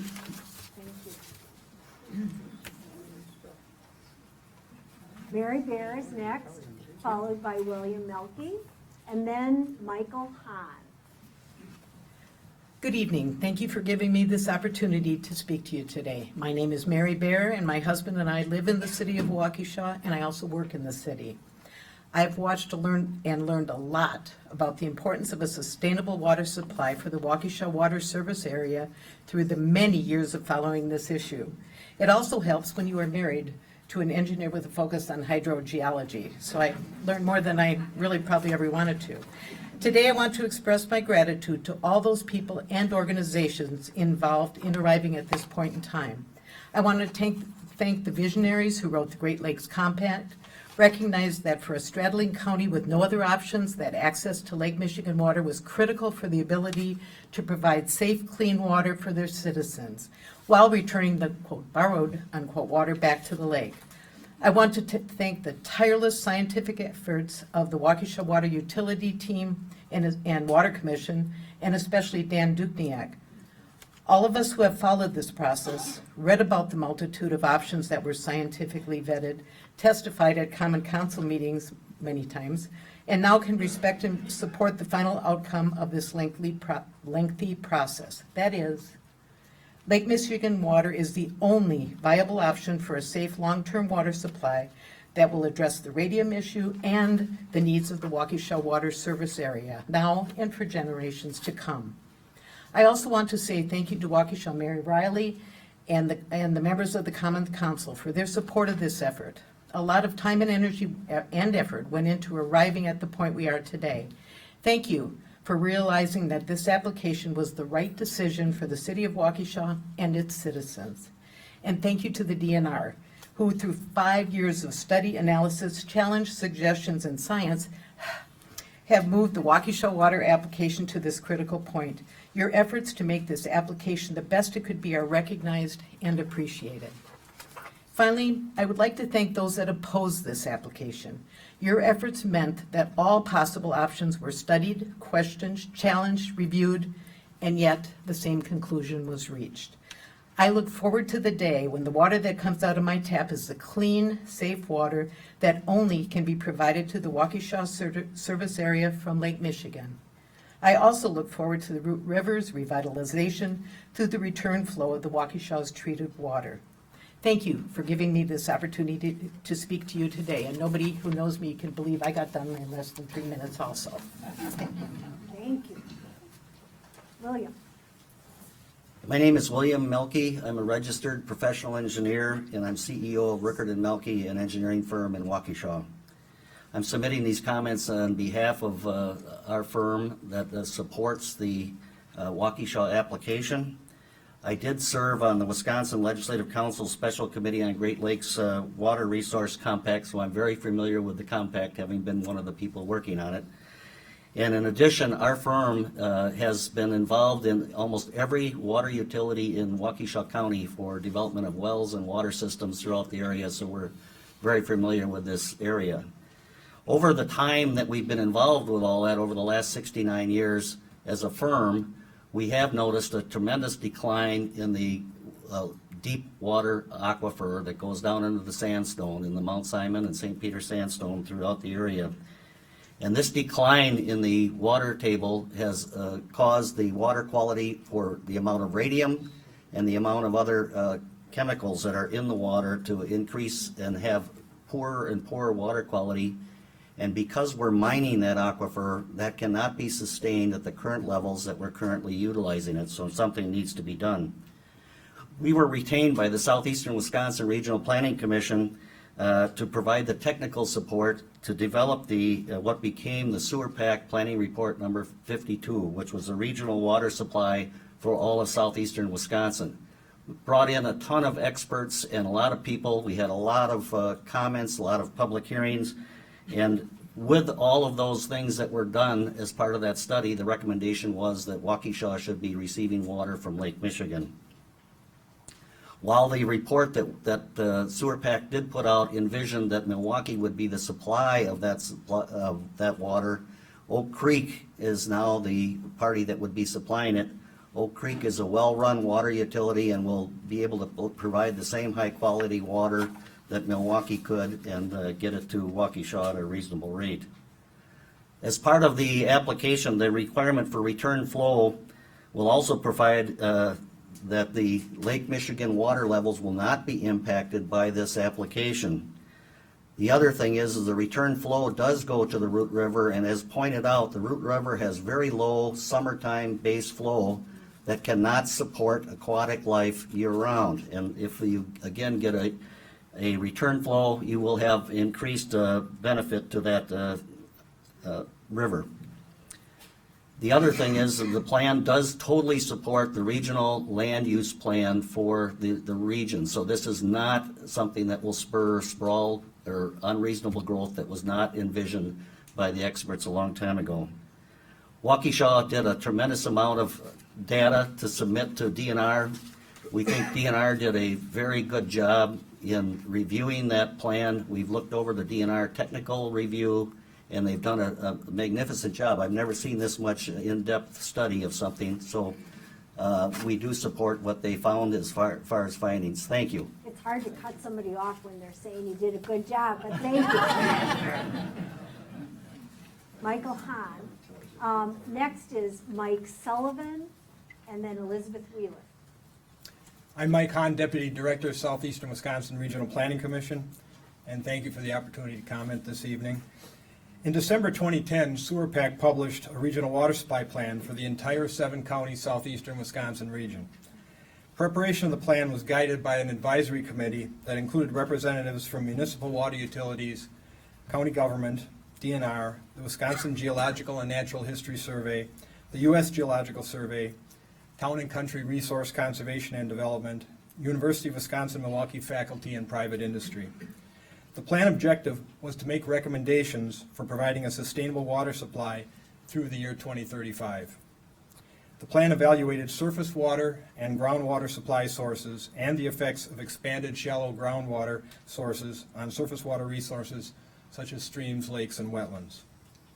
4 regional alternative plans address combinations of surface water and groundwater supplies, including combinations of deep and shallow aquifer wells, expansion of a Lake Michigan supply in the Great Lakes Basin, provision of a Lake Michigan supply in selected areas in the Mississippi River Basin, consistent with the requirements of the Great Lakes Compact.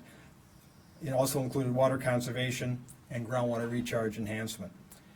2 composite plans were developed for the region. Common components of those 2 plans are planned shallow and deep aquifer municipal wells and storage facilities in some locations, conversion of selected areas in the Lake Michigan Basin to a surface water supply, conversion of 2 straddling communities, New Berlin and Muskego, to a Lake Michigan supply, subject to the terms of the Great Lakes Compact. Differences between the 2 composite plans are: one considered an expanded shallow aquifer supply for Waukesha, and the other considered a Lake Michigan supply for Waukesha, once again meeting the requirements of the Great Lakes Compact as a community in a straddling county. The recommended plan calls for Waukesha to seek a Lake Michigan supply consistent with the requirements of the compact and state law. Options for return of treated wastewater to Lake Michigan identified under the plan include Underwood Creek in the Menominee River watershed, the Root River, splitting the flow between those 2 locations, and returning the treated wastewater directly to Lake Michigan. The plan specifically recognized that more detailed engineering, legal, and environmental analysis would be required. Of all the options considered, it was concluded the recommended plan best provides long-term sustainability in the deep aquifer, reductions in chloride discharges to surface waters, and improvements in groundwater derived base flow. The recommended plan was approved by the advisory committee and adopted by the commission. The plan recognized potential water quantity impacts on the Fox River and called for active management of the return flow to augment Fox River flow during low flow periods, typically summer and fall. The return flow management approach proposed by DNR and the City of Waukesha would provide for some treated wastewater discharge of return flow to the Fox, although at a reduced rate from the current one. We recommend that DNR provide additional analysis in the EIS of the effects of anticipated reductions in the flow of treated wastewater from Waukesha to the Fox River, quantifying both the spatial extent and the temporal variability in that flow. Thank you very much. Thank you. Mr. Sullivan. My name is Mike Sullivan. I'm the General Manager of the City of Oak Creek's Water and Sewer Utility, and I'm here to speak on support of the Waukesha application for diversion. We support the DNR's conclusion that using and returning Lake Michigan water is Waukesha's only reasonable water supply alternative. Waukesha received letters of intent to sell water to them from the City of Milwaukee, the City of Racine, and the City of Oak Creek.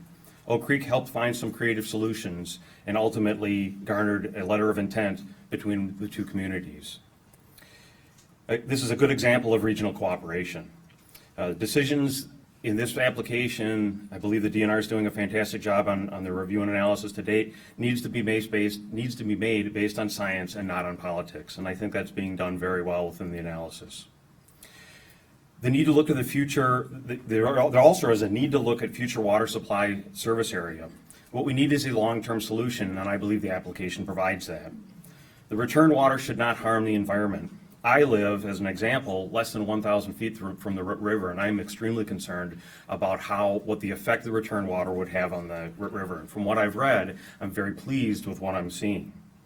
I'm here to tell you that Oak Creek stands willing to provide award-winning drinking water to the City of Waukesha and the service area as outlined in the application, and supports the application and the DNR's conclusions. Thank you. Thank you.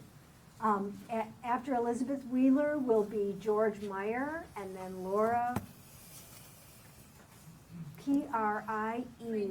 Creaky. Thank you. Thank you. Good evening. My name is Elizabeth Wheeler. I'm the Senior Staff Attorney with Clean Wisconsin. Today I'm presenting these comments on behalf of the Compact Implementation Coalition, a coalition of state and regional nonprofit organizations that have been advocating for strong implementation of the Great Lakes Compact since its inception. My comments this evening address deficiencies in the draft Environmental Impact Statement, or EIS, on Waukesha's application. According to both federal and state law, an EIS serves two purposes. It ensures that the reviewing agency, in this case the DNR, in reaching its decision will have available and will carefully consider detailed information concerning the significant environmental impacts of the proposal. And it guarantees that the relevant information will be made available to the public at large, who may also play a role in the decision-making process and implementation of the decision. Under the law, an EIS must be prepared with objective good faith and take a hard look at environmental consequences and alternatives to proposed action. The EIS must contain a reasonably thorough discussion of the significant aspects of the probable environmental consequences and must make a pragmatic judgment as to whether the EIS can foster both informed decision-making and informed public participation. A court may overturn the agency's decision under the hard look standard if the agency failed to consider an important aspect of the problem, or if the decision does not rely on the factors that Congress intended the agency to consider. When preparing an EIS, the agency's analysis of alternatives is of particular importance. According to governing regulations promulgated by the Federal Council on Environmental Quality, agencies must rigorously explore and objectively evaluate all reasonable alternatives. Particularly instructive here in finding an EIS inadequate, the Ninth Circuit Court of Appeals held that the existence of a viable but unexamined alternative renders an EIS inadequate. Thus, in order for the state of Wisconsin to conduct a fair and proper assessment of the potential environmental impacts of the diversion proposal, the state's EIS must identify and rely on important up-to-date information and contingencies germane to the proposed taxpayer-funded project. Wisconsin's draft EIS, however, falls short of this basic standard by virtue of the agency's failure to examine an important and viable alternative and the extent of uncertainty remaining with respect to important aspects of compact compliance, significantly undermining informed and meaningful public participation. Significantly, the Wisconsin DNR fails to examine water demand parameters or modeling predicated upon the city of Waukesha's existing water supply service area. Notwithstanding repeated indications that of the legal and technical infeasibility of the city's proposed water supply service area plan, DNR has declined to integrate into its draft EIS water demands that are attributable to the city of Waukesha's current water supply service area. Instead, DNR has limited its alternatives analysis to the outdated expanded water service area plan, which encompasses an additional 17 square miles and portions of 4 neighboring communities, and unsurprisingly pointed to greater water demands and a heightened risk of adverse environmental impact. Thank you for the opportunity to comment. We're happy to get more written comments. You will. We can tell, yes. Thank you. Mr. Meyer. Thank you very much. I'm representing the Wisconsin Wildlife Federation, which is comprised of 190 hunting, fishing, trapping groups throughout the state of Wisconsin, with at least a dozen of those being Great Lakes sport fishing groups. And our primary interest is not whether or not there's a permit issued to the city of Waukesha. Our interest is protecting the Great Lakes Compact to assure that it is protected so we don't have any decisions made by this body or any other body which will open the door to litigation to people outside of the basin to take water out of the Great Lakes. Based on our analysis, unfortunately, we must oppose this particular application. If it met the standards, we would support it. And there's several reasons why we don't believe it does. I will address briefly two. It is because of the expanded service area. While the statute may say one thing, the compact doesn't. And the compact supersedes the state law on this. There's others that will address that issue. And the other reason is because there is another reasonable alternative. And that alternative is not the Plan B we've heard about. It is an alternative which uses the existing well system of the city of Waukesha. There would not be any need for Great Lakes diversion. by putting treatment onto 3 of those wells. Proven treatment that's used, there's 2 different techniques, reverse osmosis and ion exchange. Both are used in between 30 to 40 communities in this country already and are very operable. It, in fact, would be done at 1/2 the cost of the proposed alternative. I sat on the Madison Water Utility, and I realized the sensitivity of rate increases to citizens, especially those on fixed incomes. And I think 1/2 the cost would be greatly appreciated by ratepayers. There would be sufficient water for the full build-out of the current sewer service area out to the year 2050, based on what the past projections have shown in terms of growth. And that would also involve the city implementing its full conservation plan. In fact, the deep aquifer is rebounding. There's other users that have gone off that system, and in the last 15 years, it has rebounded between 60 to 100 feet.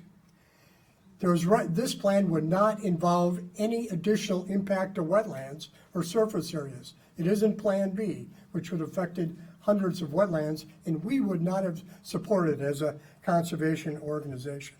So I'd ask DNR to do its analysis based on the language of the compact, in addition to what I understand they have to do in terms of the statute to look at the sewer service area. But do an analysis on both, and then before you submit it to regional review. Thank you very much. Thank you.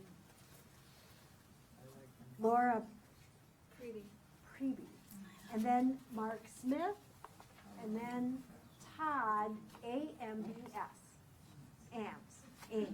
Ames.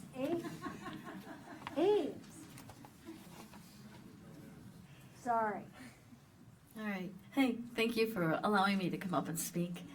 I'm presently a resident of Milwaukee, but I've had family members living in Waukesha, so we've been concerned about some of the conditions as well. And first of all, I just wanted to kind of summarize.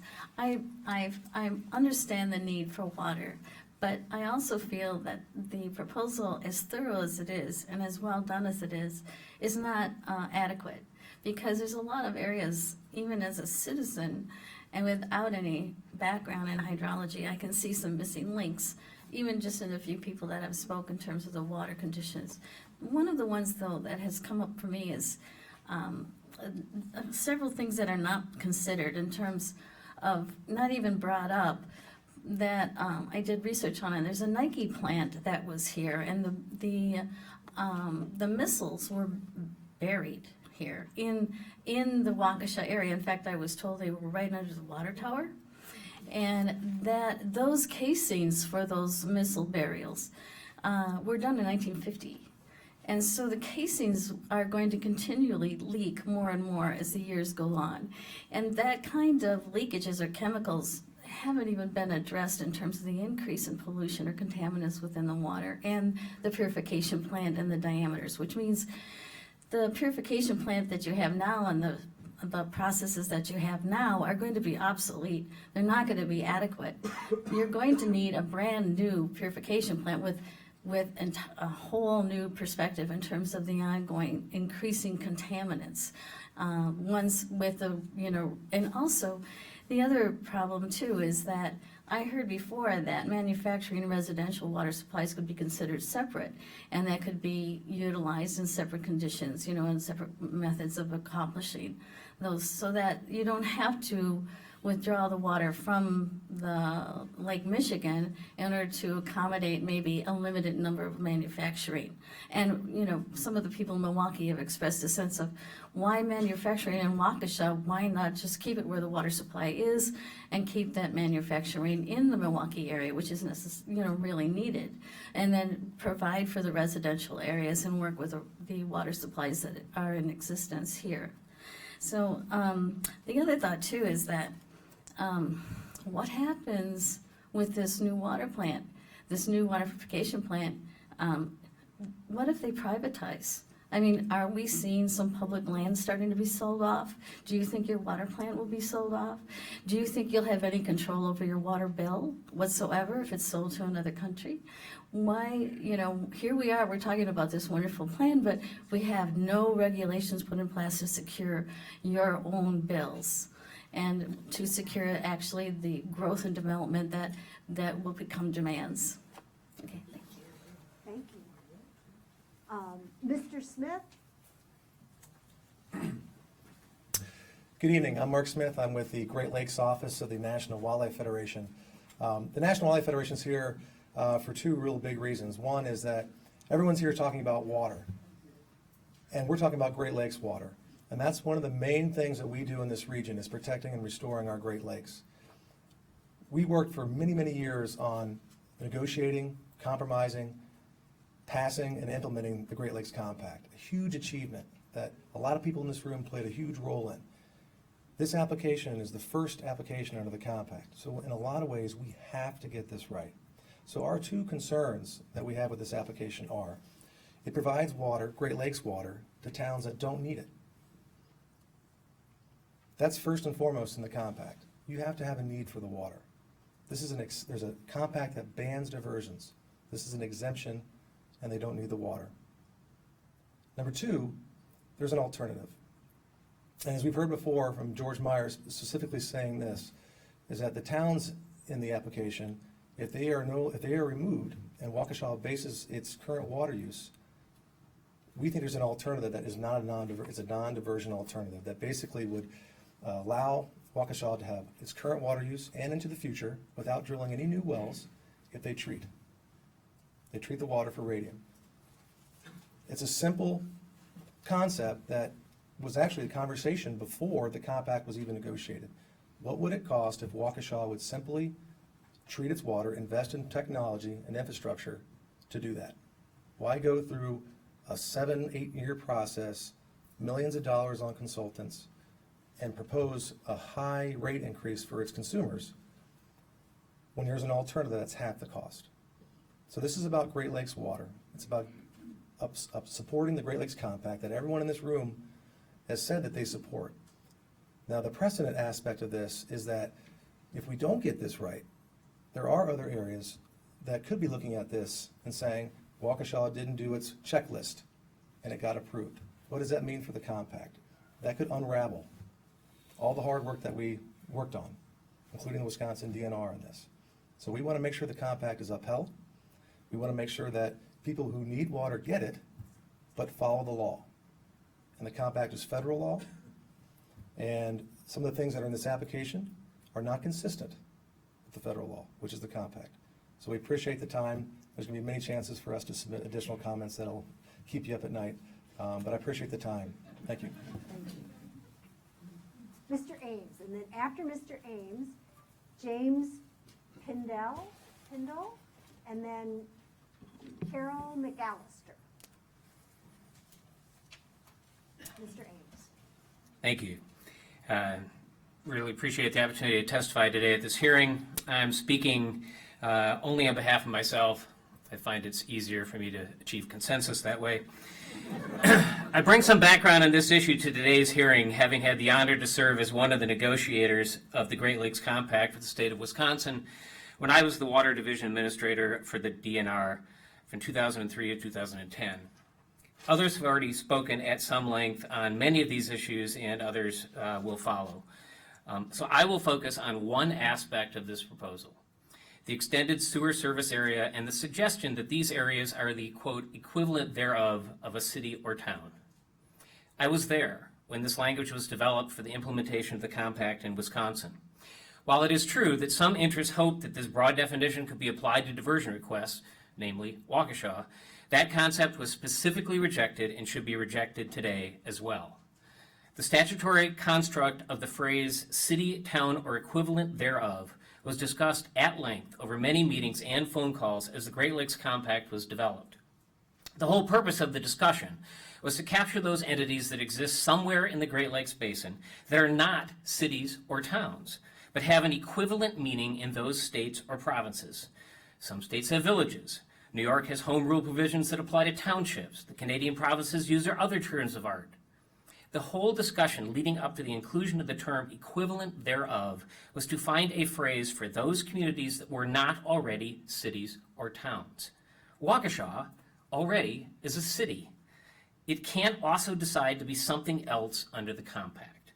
And even if it was able to, under their approach, this new city should have to consider all alternatives for this new entity under the compact. If the whole ESSA is a community, then why doesn't Waukesha look at getting water from the city of Pewaukee? Why not build a pipeline to the town of Delafield and pump water to Waukesha from there? The town of Genesee could be a source of potable water within the Mississippi River Basin. Those options haven't been considered, of course, because those places aren't part of a community called equivalent thereof. They are separately incorporated cities and towns, a term that is already defined as a community under both Wisconsin state law and the Great Lakes Compact. Another reason that this rewrite of history and the intent of the term equivalent thereof as a definition of community is dead wrong is the case of New Berlin. At the same time that the language in question was being debated in the Wisconsin state legislature, the city of New Berlin was seeking approval to get Lake Michigan water as a straddling community. They did not apply as an extended sewer service area. They applied as what they are, a city. And to make their request more palatable to all concerned and to demonstrate that their only desire was to provide potable drinking water to existing customers in the city, they agreed to limit their request to the central basin of the city and actually specified in the approval the number of new dwellings that could receive this water. So if Waukesha, and indeed the DNR's interpretation of this equivalent thereof phrase is correct, the New Berlin application should have been rejected as incomplete. And it would have been even clearer that the intent of the law was at that time, since the New Berlin application was approved in May 2009, less than a year after the new state implementing legislation was approved here in Wisconsin. In short, Waukesha, and in this case the DNR, can't have it both ways. Waukesha should be required to apply as a city, constrained to existing city limits. Thank you for allowing me to present my views here today. Mr. Pendle. And then after Carol McAllister, Joe Piatt.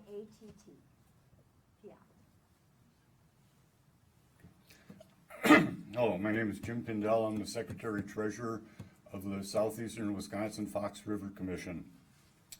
I want to start by saying we certainly support the Great Lakes Compact. During dry periods of discharge of the city of Waukesha's water treatment plant, about 10 million gallons per day represents approximately 90% of the flow in the Fox River. During dry periods, portions of the Fox River is already so shallow that canoes need to portage to get through. Motorboat navigation is already limited to, and lowering the water level will further decrease recreational boating opportunities. The Fox River is a high-quality fishery. Lessening the river's flow or lowering the water level will likely have a detrimental effect on the fishery. Lower water levels could cause the temperature to rise, encouraging algae growth. A loss of recreational opportunities such as boating, canoeing, and fishing will result in reducing property values for riparian landowners along the river system. The Great Lakes Compact does not concern itself with possible consequential damages to other ecosystems, and we're afraid that's what's happening with us. Thank you. Thank you. Ms. McAllister. My name is Carol McAllister. I live in the city of Delafield. I'd like to present some facts which I think are worth mentioning. First, 40 other communities in Wisconsin have had the same water problem. They have chosen to treat their water and have thus not needed diverted water. Second, diversion is an expensive solution, one that will vastly increase water bills for homeowners. It will cost roughly twice as much to divert water as to treat it. Third, projections indicate that diverted water will run out in 10 years or so. The non-diversion solution will certainly last at least 35 years. Fourth, I note with great disappointment that the city of Waukesha hasn't instituted meaningful conservation measures. I think that's a major failure on their part. Fifth, diversion is not the only way to deal intelligently and responsibly with the water problem. I request that the DNR seriously consider the non-diversion solution proposed by the Compact Implementation Coalition and add it to the EIS. Thank you.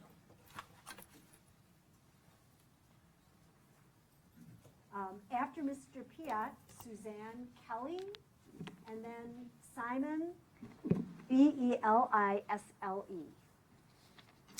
Hello, my name is Joe Pyatt, and I'm here Hi. today at the request of our president to represent Carroll University as an institution. I'm a faculty member at Carroll University with expertise in stormwater resources, specifically environmental chemistry, but also with a background in environmental engineering and groundwater hydrogeology. I also happen to be a citizen of the city of Waukesha and serve as president of the Waukesha Water Utility Commission. Carroll University hosts 3,300 students for most of the year and has roughly 500 full-time employees. Carroll is a city within a city that relies on a safe, reliable, and predictable water supply system. In fact, Carroll has benefited from commercial conservation programs offered by the water utility. We support the Lake Michigan option as the only reasonable water source for the city. I'll try to parse some comments. Other things have already been repeated tonight. In terms of delivering potable water, simpler is better. The Lake Michigan option is totally accountable and predictable from both a quantity and quality perspective for both flow to and return from Waukesha to the Root River. A multi-well groundwater system accessing deep and shallow aquifers requiring above-ground advanced treatment technologies is much more complex and uncertain than pumping and return water for 14 miles each way. Not to mention the environmental impacts on wetlands and other surface water features and the need for continued water softening with the release of both sodium and chloride to waters, which are also of concern to regulators. My hat as Water Utility Commissioner also leads to the same conclusion. The Lake Michigan source is the best and only reasonable option for the citizens of Waukesha and its water service area.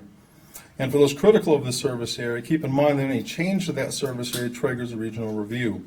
So getting Lake Michigan water is not an open invitation to grow at will, not to mention that much of the surface area has already developed. I can skip the rest, I think. Thank you. Thank you. Suzanne Kelly. Good evening. My name is Suzanne Kelly, and I'm president of the Waukesha County Business Alliance. The Alliance is the largest business association in Waukesha County, representing more than 1,000 member companies and community organizations. Collectively, our members employ approximately 60,000 people in this area. An estimated 25% of our member businesses are located in Waukesha and employ several thousand individuals who work and/or live in the city. The Alliance stands firm in its support of the city's application for Lake Michigan water. The city's proposal has been thoroughly vetted by our Infrastructure Policy Committee, our Policy Board, and the Alliance Board of Directors. We've spent years updating and educating our entire membership about this issue and have asked for their feedback. Support for the city's application has been widespread among our members. We believe it's essential to provide safe and healthy water to the citizens, employers, and their many employees in Waukesha. And after considering all the information that has been presented over many years now, we remain convinced that Waukesha's application provides the only practical, environmentally sound, and long-term solution for the city, its inhabitants, and its workers. As you've heard tonight, Waukesha has examined many water supply alternatives. All others have greater adverse environmental impact and are less protective of public health. Lake Michigan would provide a reliable water supply for the long term without any adverse impact to this great lake. Whether you're looking at this from the perspective of a business person or an environmentalist, The city's application is the only solution that really makes sense. Thank you for your time. Thank you. After Mr., how will I say your name? Belisle. We have Michael Barra and then Suzanne Shalik. Members of the committee, thank you for giving the public opportunity to present in-person comments on this important project. My name is Simon Belisle, and I'm a program manager with the Great Lakes and St. Lawrence Cities Initiative. The Great Lakes and St. Lawrence Cities Initiative is a binational coalition of 117 mayors representing over 17 million people in cities across the Great Lakes and St. Lawrence region, Ontario and Quebec as well. The city's initiative works actively to advance the protection, restoration, and long-term sustainability of the Great Lakes and St. Lawrence Basin. Mayors and municipal government are the closest form of government to citizens. Our mayors certainly understand the importance of providing abundant, clean, safe, and fairly priced water to their residents. They understand the responsibility of the city of Waukesha to achieve that. Our mayors also are very much aware of the importance of the Great Lakes and St. Lawrence River as a resource for our quality of life, our economic well-being, and as a source of drinking water. Over the 12-year history of the Great Lakes and St. Lawrence Cities Initiative, mayors have always expressed concern over any project, development, or activity that would harm not only their city, but the entire Great Lakes region, its residents, and the people who travel to them for business or pleasure. Despite being local officials, mayors understand the basin-wide dynamics of water management and are fierce defenders of the lakes and their health. This ever-present concern is the main reason why I'm here representing them and the Great Lakes and St. Lawrence Cities Initiative tonight. The Great Lakes and St. Lawrence Cities Initiative does not believe the application for diversion of Great Lakes water for the city of Waukesha should go forward. Considering evidence that the city of Waukesha can achieve its goal of providing abundant, clean, and safe water to its residents at a lower cost than with Great Lakes water, which should only be used as a last resort, whether we like the term or not. The precedent-setting nature of this application is too unsettling for it to go forward. Mayors do not want to see this diversion become the foot in the door through which Great Lakes water is taken away and sold to many regions of this country or even abroad. In addition to the precedent-setting nature of the city of Waukesha's application, our mayors have concern regarding the geography of the water service area proposed in the application. The additional communities that are part of the service area have indicated that they do not need new sources of water now or in the foreseeable future. Also, these communities have not implemented necessary water conservation measures to make themselves eligible to receive Great Lakes water under the rules of the Great Lakes Compact. Mayors of the city's initiative will not support a project that would be contrary to the terms of the Great Lakes and St. Lawrence Water Resources Management Compact, a fully effective and enforceable provision of federal law. Members of the committee, Great Lakes and St. Lawrence Cities Initiative respectfully request that you consider these comments submitted before you today, and we thank the Wisconsin Department of Natural Resources for holding these public sessions. Thank you. Michael Barra. Maybe Michael is not here. Susan Shalik, if I've said the name correctly, Schalig. She left, okay. Carol Lombardi. Ms. Lombardi, then Thomas Constable and Terry Thieme, Thieme.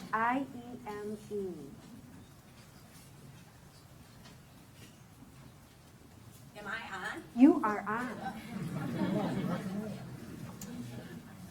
I'm Carol Lombardi, and I don't go by former job descriptions. I was mayor of the city of Waukesha for 8 years. I was a member of the Waukesha Common Council. I now have soon been retired 10 years. As you can see, the color of my hair continues to get whiter and whiter. I have been part of the request for water for my community going way back to the very beginning in the early 1900s. To understand the disappointment that Milwaukee, that was on the same aquifer that Waukesha is until they got Lake Michigan water in the late 50s, gave our aquifer 50% drawback and drawdown already. So the contaminants that we have discovered partly came because of the use of Milwaukee. Milwaukee has an opportunity, and I had contact with Milwaukee when I was mayor, to consider selling us Milwaukee water because they are not using the quantity that they can take out of Lake Michigan anymore, but we were turned down. To understand that Waukesha City is the county seat, we have over 100,000 people a day coming into Waukesha. Why would we not want to provide the safest community, whether it's police, fire, or water consumption, to those persons coming into our community? To also comprehend that Waukesha County, Elm Grove, Brookfield, and New Berlin currently have Lake Michigan water coming into their community. I compliment the DNR for finally getting where you are tonight, and I'm going to be 80 in February, and I would really love to drink Lake Michigan water before I get to be 83. Thank you very much. Thomas Constable. Good evening, and thank you for this opportunity to speak with you. I'd like to give you one citizen's non-political, non-technical viewpoint. My name is Tom Constable, and I live at 2609 Pendleton Place. I've lived in the city of Waukesha continuously for 34 years. I pay my taxes, I pay my utility bills, including my water bill, and every time I pay my water bill, I get to read about the problems in Waukesha water. I don't know how many years I've been reading that, but it's got to be 10 or 15 years. I'm now well aware of the 2018 deadline that the city has received. And I've been watching the city very carefully as it has assessed all of the options that it has before it and how it developed the current plan. I'm supportive of the current plan. It makes sense to me. I'm just Joe Blow citizen, but it makes sense. Take water from Lake Michigan, use it, clean it, and return it to Lake Michigan. It makes sense, and I ask you to continue to support this process. Thank you. Thank you. After, and how will I say your last name properly? Themey. Themey. After Mr. Themey will be Jennifer McKay and Tim Stewart, if they're still here. Hi, thank you for the opportunity to allow me to speak. My name's Terry Themey. I live at 1712 Stardust Drive in the city of Waukesha. I've been an alderman since 2008 and currently on the Water Utility Commission. Again, thank you very much for the opportunity to address this very important issue. The quality of Waukesha's drinking water is on the mind of every one of my constituents because it's so important to the long-term health of our community. Much has been said in favor and in opposition during the debate over whether Waukesha should be able to use and return water from Lake Michigan, as is allowed by Wisconsin law and the Great Lakes Compact. What seems to have been lost in the discussion is a sense of who Waukesha is and how we figure into the local ecological system. Waukesha is a historic city with an urban center surrounded by tight-knit neighbors around a revitalizing downtown. We engage in responsible planning that emphasizes the preservation of traditional environment corridors with special emphasis on the conservation of water resource. We have a stable population that is growing in diversity every year, and we have the same opportunities and challenges as cities in Michigan, Ohio, and throughout the Great Lakes region. Contrary to what some opponents may say, Waukesha is not a sprawling new suburb that is looking for water to help promote some uncontrolled growth. There's no evidence to support that claim, and all the available demographic and growth projections confirm just the opposite. A mature, slow-growth community. It's truly a geological anomaly that requires us to make this rare request for the use and return of water from the Great Lakes. The DNR, the Great Lakes governors, and the people of the Great Lakes states should know that we would not make this request if the science had guided us in any other direction. But years of study and analysis by water experts throughout the country has determined that drawing and returning of Great Lakes water is the only reasonable alternative and the choice that best protects the entire watershed. If you look at a map of the Great Lakes Basin, you'll see that Waukesha is about as close as you can be to a Great Lake without being in the basin. We're 15 miles from the shores of Lake Michigan, not hundreds of miles away like some communities that are still within the basin. That proximity is one feature that makes us one of the few areas in which the Great Lakes are a viable option. Straddling counties further from the source will find it too expensive to consider the Great Lakes water in the future. The geography of the Great Lakes Basin in many ways will help the number of future applicants for water. Our service area boasts 8,850 acres of protected wetlands and other green space that is irreparably harmed if we are forced to dig more wells because of our applications rejected. Not only is such an alternative unsustainable, it will compromise the health of people, the wildlife, and the environment of southeast Wisconsin. Thank you very much. Thank you. Jennifer. Good evening, and thank you for the opportunity to be here tonight to comment. My name is Jennifer McKay, and I'm Policy Specialist at Tip of the Mint Watershed Council. The Watershed Council, as a means of introduction, is a nonprofit organization based out of northern Michigan, and our goal is to restore, protect, and enhance the water resources, which includes inland lakes, rivers, streams, wetlands, groundwater, and of course the Great Lakes. Coming from Michigan, I'm going to focus not necessarily on Wisconsin's implementing statutes, but the compacts. The Watershed Council was instrumental in the development and passage of the compact and are greatly concerned what this application could do to it. Waukesha is only a first of a number of communities that may line up for Great Lakes water in coming decades. The outcome of this diversion application will set a precedent for future diversion applicants and basically determine the threshold for conditions that warrant a Great Lakes diversion. The Great Lake Compact does allow for straddling communities and communities within straddling counties not currently using Great Lakes water to be granted an exception to its ban on diversions, but only if the community can prove an inadequate supply of water and that has demonstrated water conservation. The Waukesha application that is predicated upon an expanded water service supply area and includes portions of communities that do not satisfy either of those criteria will not pass legal muster upon the Great Lakes Compact regional review. Waukesha has not met the legal and technical requirements set forth in the compact. Specifically, Waukesha has not demonstrated the need for a diversion. The application includes the extended service areas that have not shown a need for water now or in the future. To date, none of the communities within the extended service area have demonstrated that it is without supply of safe drinking water. Additionally, some officials in those areas have indicated that they do not need any of the water, either now or in the foreseeable future. Including these towns in the application is therefore not consistent with the compact. The compact is very clear that the need for water must exist in a community for it to be eligible for a diversion. If these areas are to be included as part of the application, the city must demonstrate that they meet all compact requirements, including water conservation and efficiency, before the application is finalized. And second, Waukesha has a feasible alternative to meet its water needs.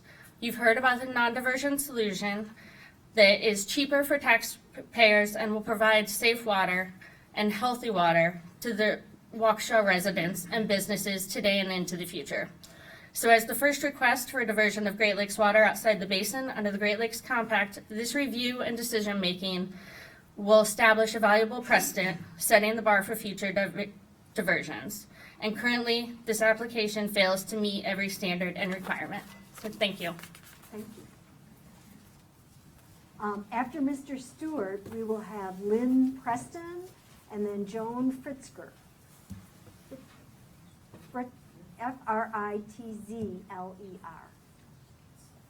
Mr. Stewart. And thank you for pronouncing my name right. I'm not That's doing an easier very well. one. Yeah. Could you spell? Well, you could spell because I wrote it, but it gets spelled wrong sometimes. My name is Tim Stewart. I'm a resident of Muskego, and I work in Brookfield. I'm here to support the City of Waukesha's application for Lake Michigan water, but I do not want to be redundant. So let me just drive home a couple of points which either have not been made or not been stressed, in particular with regard to the return of the water to Lake Michigan through the Root River. So two points I just wanted to stress quickly. Waukesha's return flow will improve the quality of the Root River. Return flow water quality will meet all state and federal quality limits. In some cases, return flow of the Root River will actually improve the water quality in the river. And second point is adding to the flow of the Root River would improve the level of the Root River, particularly during fall spawning runs of salmon and trout. Since 1996, the base flow of the Root River has been reported to be too low to support water quality, recreation, and fishery goals in the watershed. Both the DNR and the Southeastern Wisconsin Regional Planning Commission have previously explored adding to the volume of the water in the river, but until now have been unable to augment the river's flow because the costs were too high. During the summer and fall, some sections have very low flow, which does not support functional habitat and water quality for fish. So that is a true win-win. That's it. Thank you. Hi, my name is Lynn Preston from Waukesha, Wisconsin. I actually live on the edge of the Vernon Marsh, and so originally I was really concerned that if Waukesha had to dig some more shallow wells, that it would really affect the marsh. And I've listened to two presentations today, and what appears to me is that with this request for water from Lake Michigan, that Waukesha is asking for a lot more water than it uses. I think it was quoted that 6.5 million gallons is used, but they're requesting 10.1. And so I don't know if that's because they think more people are going to use more water, or if it's because of that expanded area, you know, not just the city. And another speaker eloquently explained why they didn't think that this expanded area should be included.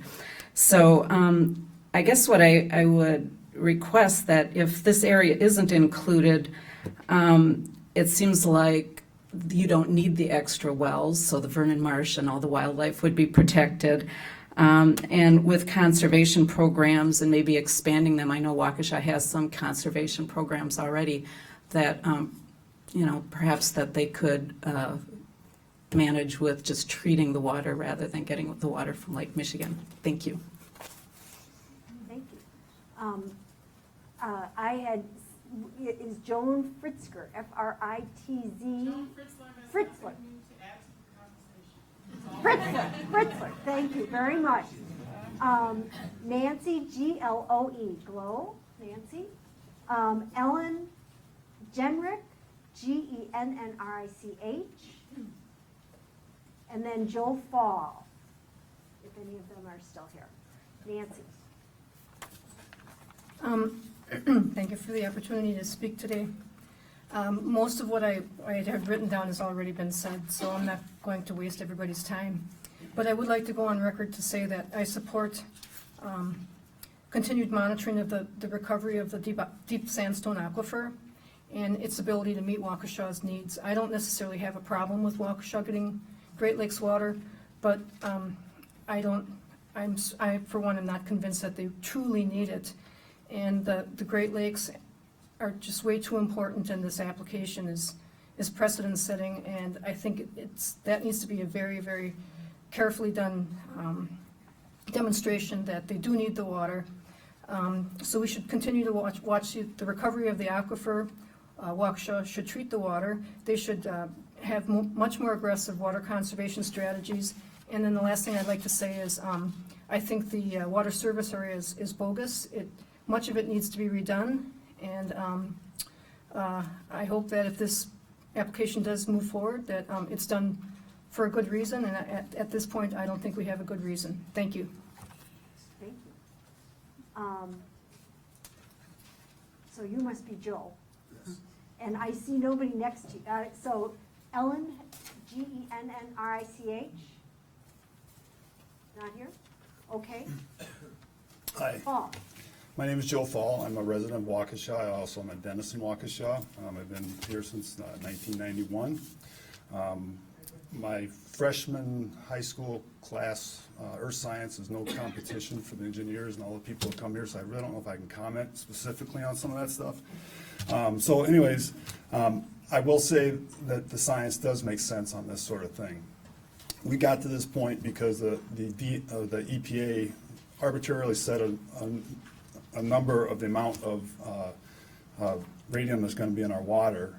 And, we've talked about treatment and stuff, and anything I've read, you cannot take 100% of the radium out of the water. So if we do this and treat this stuff, and the radium level is down to below what the EPA says, and we spend $100 and some million, if everybody's talking about half of the original cost, what's to say that they don't come back in 10, 15 years to say that the water has to be zero?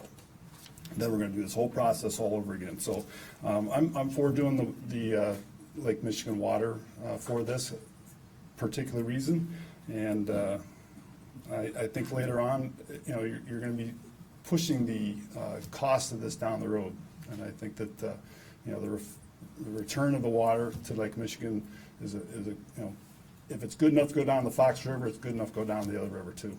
So thank you. Thank you. Next is Charlene Lemoine, Lemoine. Followed by Steve Edlund and Steve Baas, B-A-A-S.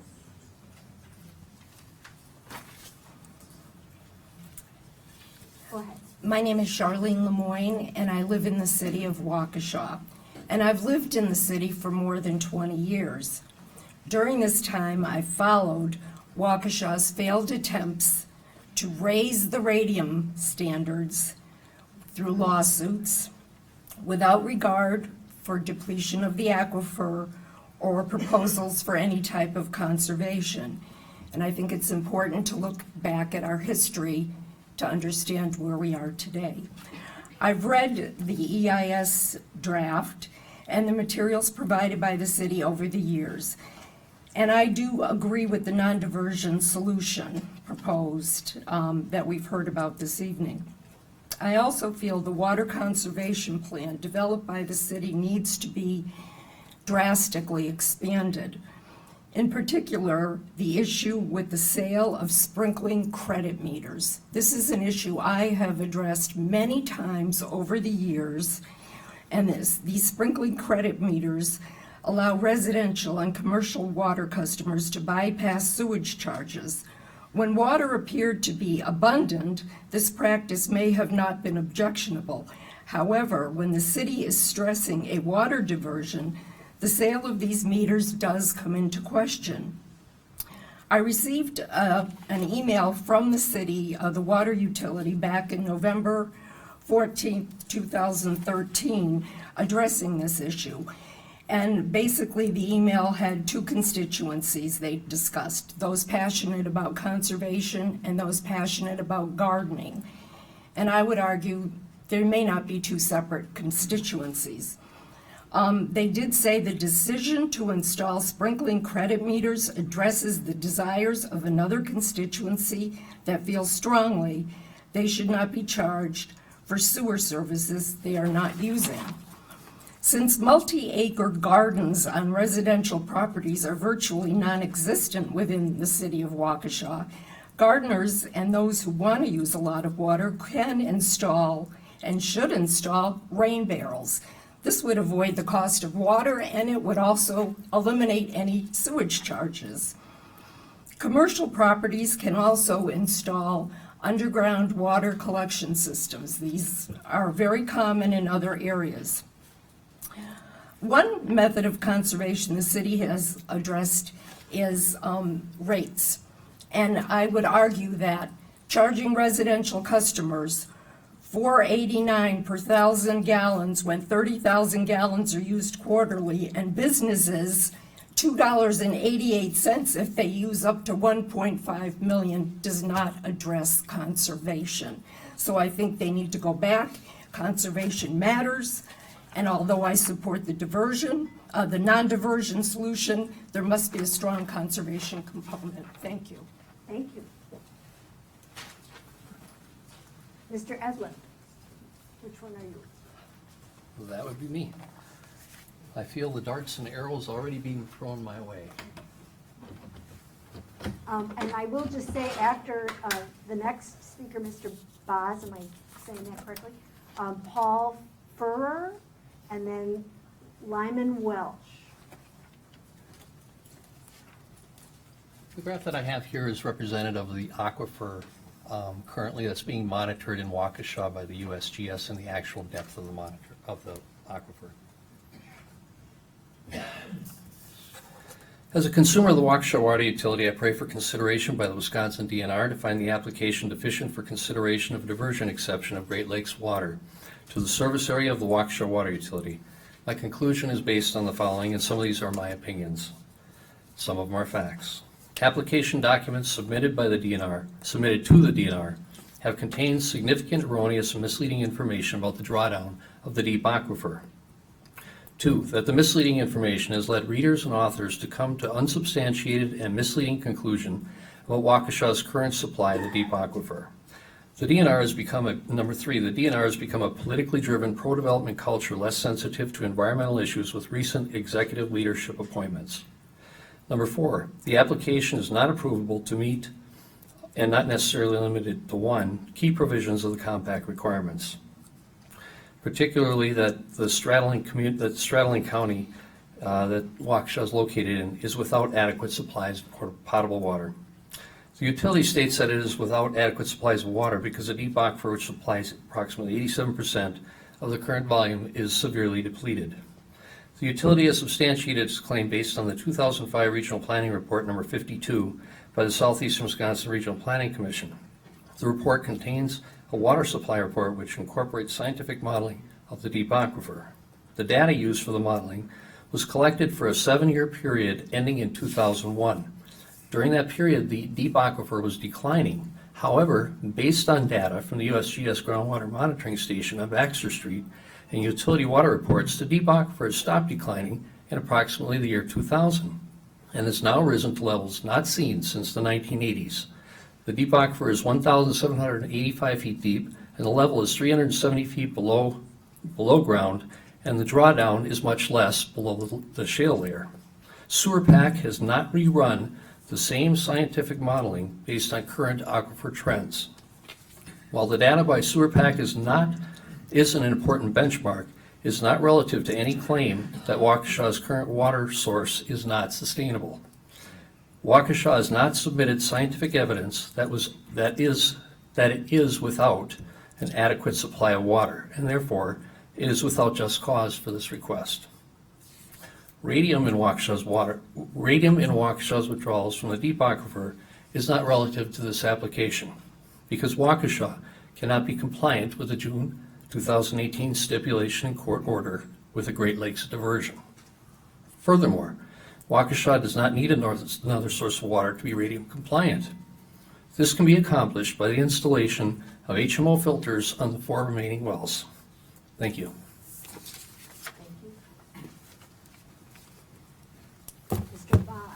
Thank you very much. I'm Steve Boss. I'm the Senior Vice President for Government Affairs and Public Policy for the Metropolitan Milwaukee Association of Commerce. The MMAC represents just a little shy of 2,000 member businesses, employing over 3,000 workers in the Southeast Wisconsin Metro Milwaukee area. We're also a founding partner of the Milwaukee 7 Regional Economic Development Consortium, and we are pleased to urge your favorable consideration of the City of Waukesha diversion application. MMAC's vision statement for our organization says that we will work to make the Metro Milwaukee region globally competitive in an innovation economy. There are few public policy proposals that more directly and positively serve that vision than this request to provide a safe, sustainable water supply to an area that is one of the key economic drivers of our regional economy. Access to plentiful, safe waters is one of the key economic advantages we boast as a region. In an effort to protect and maximize that advantage, the MMAC worked hard with local, state, and regional policymakers to ensure approval of a Great Lakes Compact that prohibited Great Lakes water diversions to counties outside of the Great Lakes Basin, but allowed diversions within counties straddling the basin. The Waukesha water diversion request is a key test for this compact. The City of Waukesha has followed the requirements of the compact to the letter. Their diversion request follows the use, recycle, and return model that will result in a zero-loss impact on the Great Lakes. It not only benefits Waukesha, but also provides a benefit to Oak Creek as well by providing a market for the excess capacity they have in their water treatment infrastructure. In short, the Waukesha diversion request is a model for how intrabasin diversions can be and should be responsibly and cooperatively executed. While there are individuals and organizations who will oppose any water diversion, for any reason, under any conditions, their opposition to Waukesha's request cannot be sustained by environmental rationale and is antithetical to both the letter and spirit of the Great Lakes Compact. Indeed, if the Waukesha proposal is rejected, it is hard to imagine any future diversion of Great Lakes water ever being approved. The Waukesha water diversion request before you addresses a serious public health threat in a way that does not threaten Great Lake water levels or water quality, and that does not deplete our deep or shallow groundwater aquifers.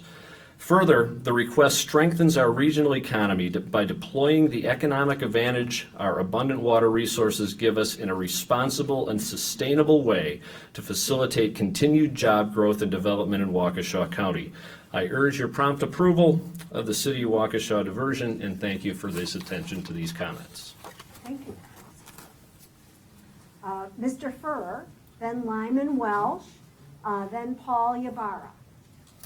My name is Paul Furr, 727 Hamilton Avenue in the city of Waukesha. Full disclosure, I used to be a city alderman here, and I voted affirmatively for the diversion when I was on the council. I continue to defend that vote. I'm a third or fourth generation Waukeshonian. The legacy that my parents and grandparents have given me is a wonderful one, with possible exception of some of our intersections and the water dilemma that we find ourselves in today. Quite simply, I am not willing to leave this problem to my children.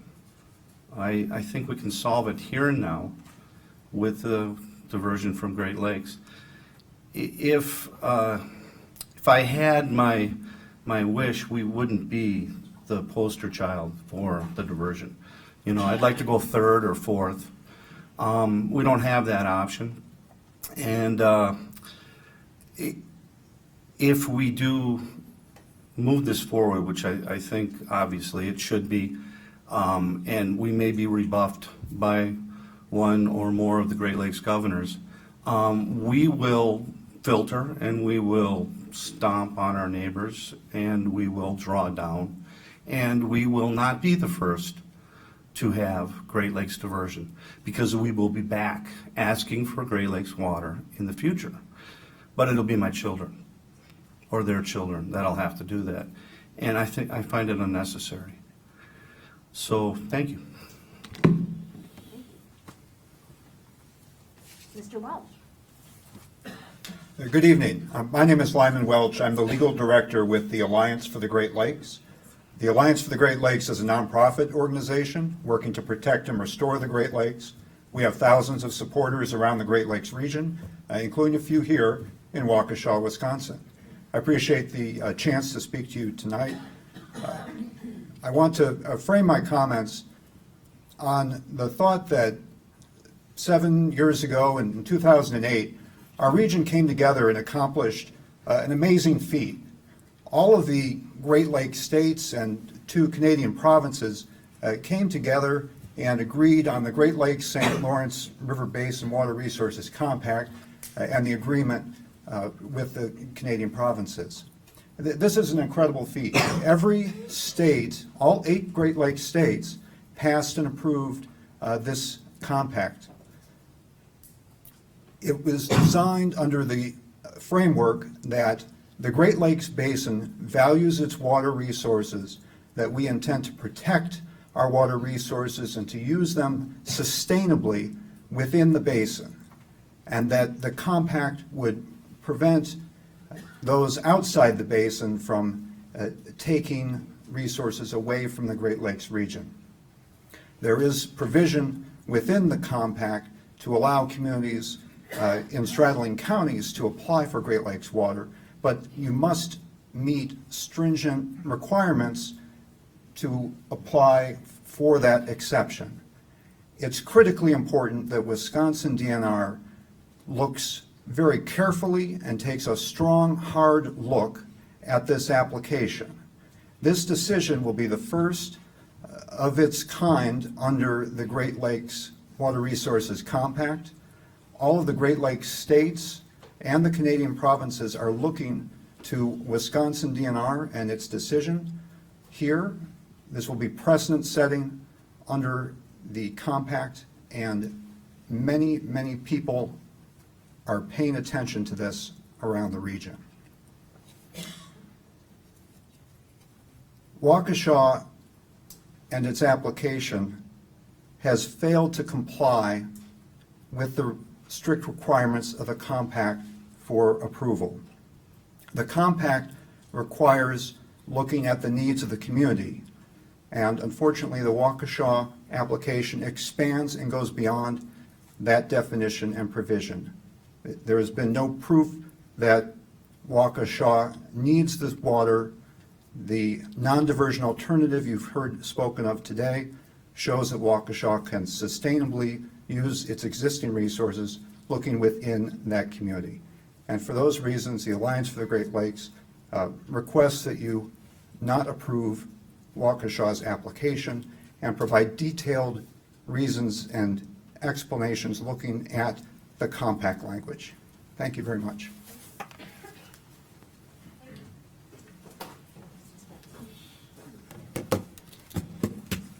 Mr. Ybarra, and then after, wait, just a minute, sorry. After Mr. Ybarra, Stephen MacArthur, and then Guy Uker, U-K-E-R. Thank you. Mr. Ybarra. Thank you. My name is Paul Wybera. I've been deeply involved in this issue for many years as a member of the Waukesha Common Council, serving 2 years as the Waukesha Common Council President, and still a member of the Waukesha Water Utility Board of Commissioners. Throughout this process, I continue to be struck by the constant claim that Waukesha has artificially inflated its need for water in order to justify leveraging Great Lakes water instead of using a groundwater supply. These same people also claim that staying on groundwater would be just as effective but much cheaper. They make inflated claims such as the 20-year present value on the alternative would be $150 million cheaper and complain that the city is intentionally ignoring this alternative. It's an incredible claim and it's absolutely inaccurate. What would the city's motivation be for doing that? Why would it impose additional costs on our families, ourselves, our families, friends, neighbors, and people who vote for us, and if it was not necessary? The simple answer is we wouldn't. The claim makes no sense, and neither does their proposal. For those who would like stats, here's some quick numbers for you. Waukesha has studied our water supply alternative for more than 10 years. The Sewer PAC has had a panel of 32 experts study the issue, and the DNR spent the last 5 years reviewing the application. And the consensus from all three of these bodies were the same. Great Lakes is our only reasonable water supply alternative. Did the idea of staying on groundwater or simply using less water just never occur to any of these three bodies? Again, the answer is obviously no. In fact, the DNR modeled the effects of staying on groundwater, and the DNR assumed for hypothetical purposes that Waukesha would use far less water than it was deemed as reasonable projections. In other words, it looked at exactly what the opponents tonight are proposing. In fact, it even used groundwater modeling suggested by the environmental groups. The DNR said staying on groundwater, even with reduced demand, would damage 700 to 2,300 acres of wetland. That's the same as 550 or 1,800 football fields of damaged wetlands, plus negative impacts in the streams, lakes, aquifers, not to mention the impact on wildlife in those same stream, lakes, and wetlands. Our technical experts have done extensive research on the 28-page memo submitted by our opponents, and they found following 4 issues. 1, it doesn't comply with the radium standards. 2, it did not provide the claimed amount of water. 3, it does not account for dealing with the waste products of that suggested treatment, which alone could cost up to $200 million. It did not account for the need to replace aging wells and wells that suffer. In conclusion, it's important that opponents listen closely to this next piece. Sewer PAC, Waukesha, and the DNR have not ignored the alternatives. They've rejected them because they're unreasonable, environmentally unsustainable, and incapable of relying on for long term. Thank you for your time. Thank you. Mr. MacArthur? No? No, Mr. MacArthur. You are Guy. Yes. And I'm gonna. Euchre. Euchre. Euchre. Euchre? Yes. After him would be David Fowler, and then Steve Schramm is our guest from Oak Creek. Go ahead. Thank you, I'm Guy Euchre. If there's an advantage to being towards the end here, I guess it would be that much of what I could possibly say has already been said, much more intellectually and eloquently than I can, so I won't bore you with a lot of that. I will say, as a construction worker who has worked in the Milwaukee area and surrounding areas for decades, I would just urge you to not approach this with a Band-Aid approach of yeah, we'll get by for the next 10 years or whatever, but again, I would stress that you look at it with a long-term approach, and that that obviously is the diversion. So I'll just keep it very brief and say that I speak in support of that. Thank you. If you could give your address for the record. Yeah, N9098 Eustisford Road in Watertown. And though I'm not from here, I do have a vested interest, as all communities do, because we all face the same challenges, the same types of challenges. And I am still fond of the city of my birth, which is Waukesha. Thank you. Is Mr. Fowler here? Oh. If you could state your name and Yes, I address can. for the record. Thank you. My name is Dave Fowler. I'm at 7549 Riverview Road in Franklin, Wisconsin. I've spent 15 years as a planning commissioner for the city of Franklin, though I'm here speaking as a citizen. I'm not here representing the city, just myself. I've listened with great interest. I truly believe Waukesha residents deserve clean drinking water. I think that's a good thing. I think it'd be a good thing for the whole region. My concern is for my community of Franklin. I heard the gentleman who was representing, I think, the group from Milwaukee talking about the economic benefit to Oak Creek and Waukesha. They skipped the community that I live in, which is Franklin, I think rightfully so. I have some strong concerns with both the quality and the quantity of the discharge. I think anybody within the community would have some skepticism if the city of Franklin decided we would increase the Fox River flow by taking our wastewater discharge and trying to divert it to the Fox River. So my concerns are with water quality and with quantity. I am a certified floodplain manager, and I realize, and the modeling friends I have will tell me that this increase in the water discharge is diminished, and I agree with that. It's almost imperceptible. But Franklin has large floodplains in our community that prohibit some of our development. We work very hard to keep those floodplains where they are.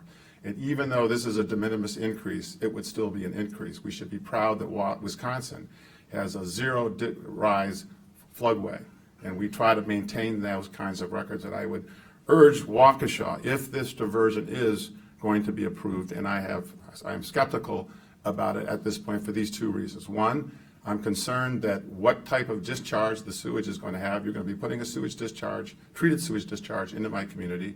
You're going to be having certain industries and residentials in that discharge coming to my community. I'm concerned about the ability to treat that to a standard. I think that should be above and beyond what the national or the WPDES permit says.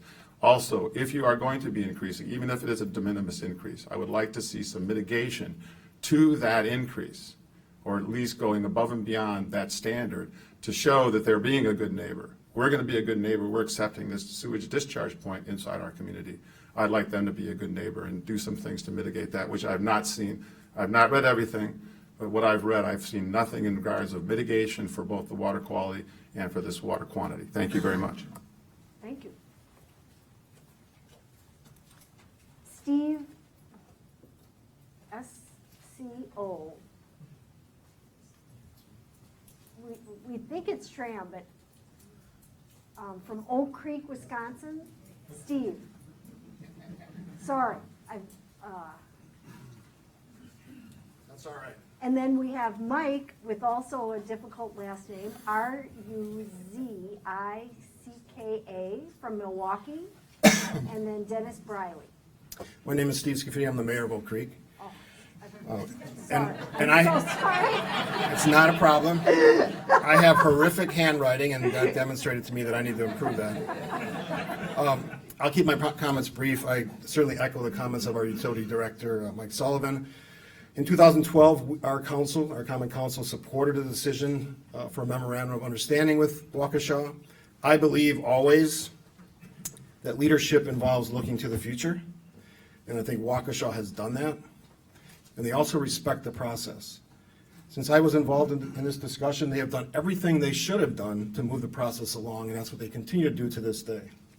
I've been on both sides of DNR issues, winning and losing in Oak Creek, and I still have tremendous respect for your department and the work you do. It's not easy. You make real tough decisions, respecting all the viewpoints that are out there. So I always applaud the way you do your business, the way you gather the public input. Those aren't easy things to do. No one wants to have to sit here till 9:30 at night on a Monday or Tuesday night, but you do it. I'll just say this.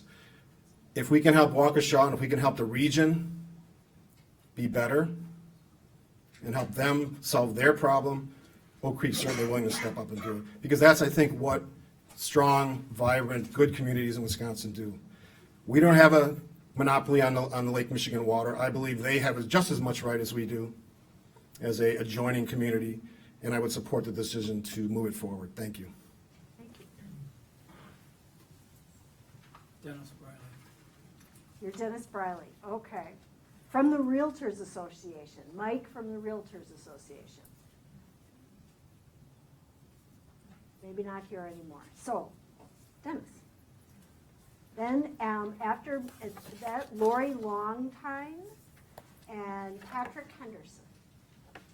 I'm Dennis Briley. I live in the city of Pewaukee.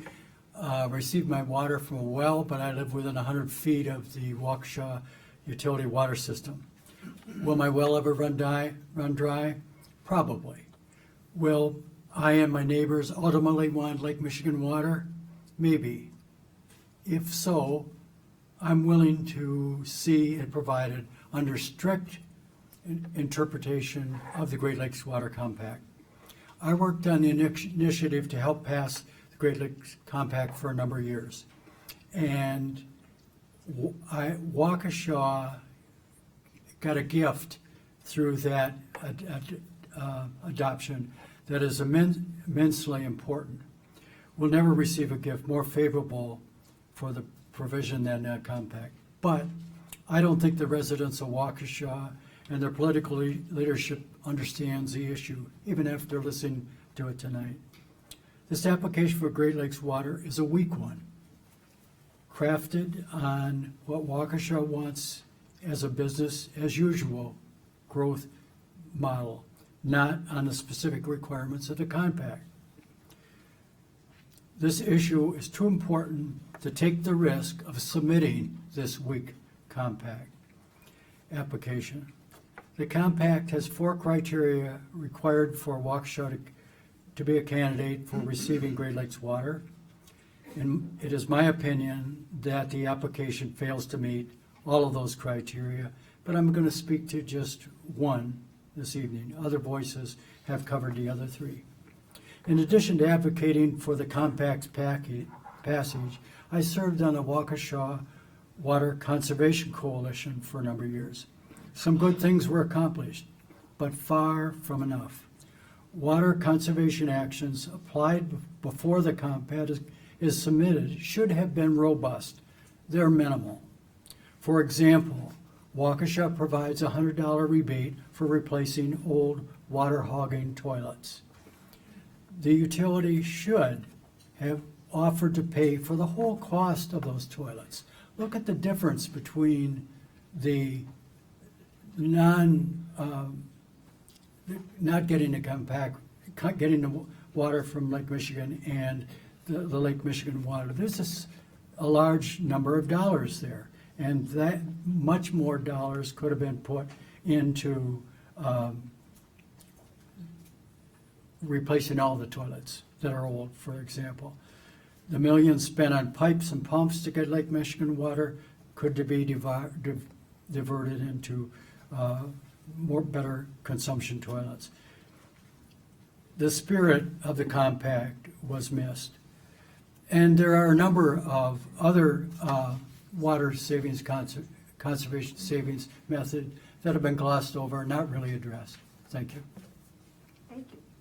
I just remind everyone, I really appreciate that everybody's staying to the 3-minute timeline, but we're welcome to, submit written comments. So thank you all very much. Lori. And then Patrick Henderson is next, then Ezra Meyer. Ezra Meyer. I'm Lori Longtine. I'm a board member of the Waukesha County Environmental Action League. I'm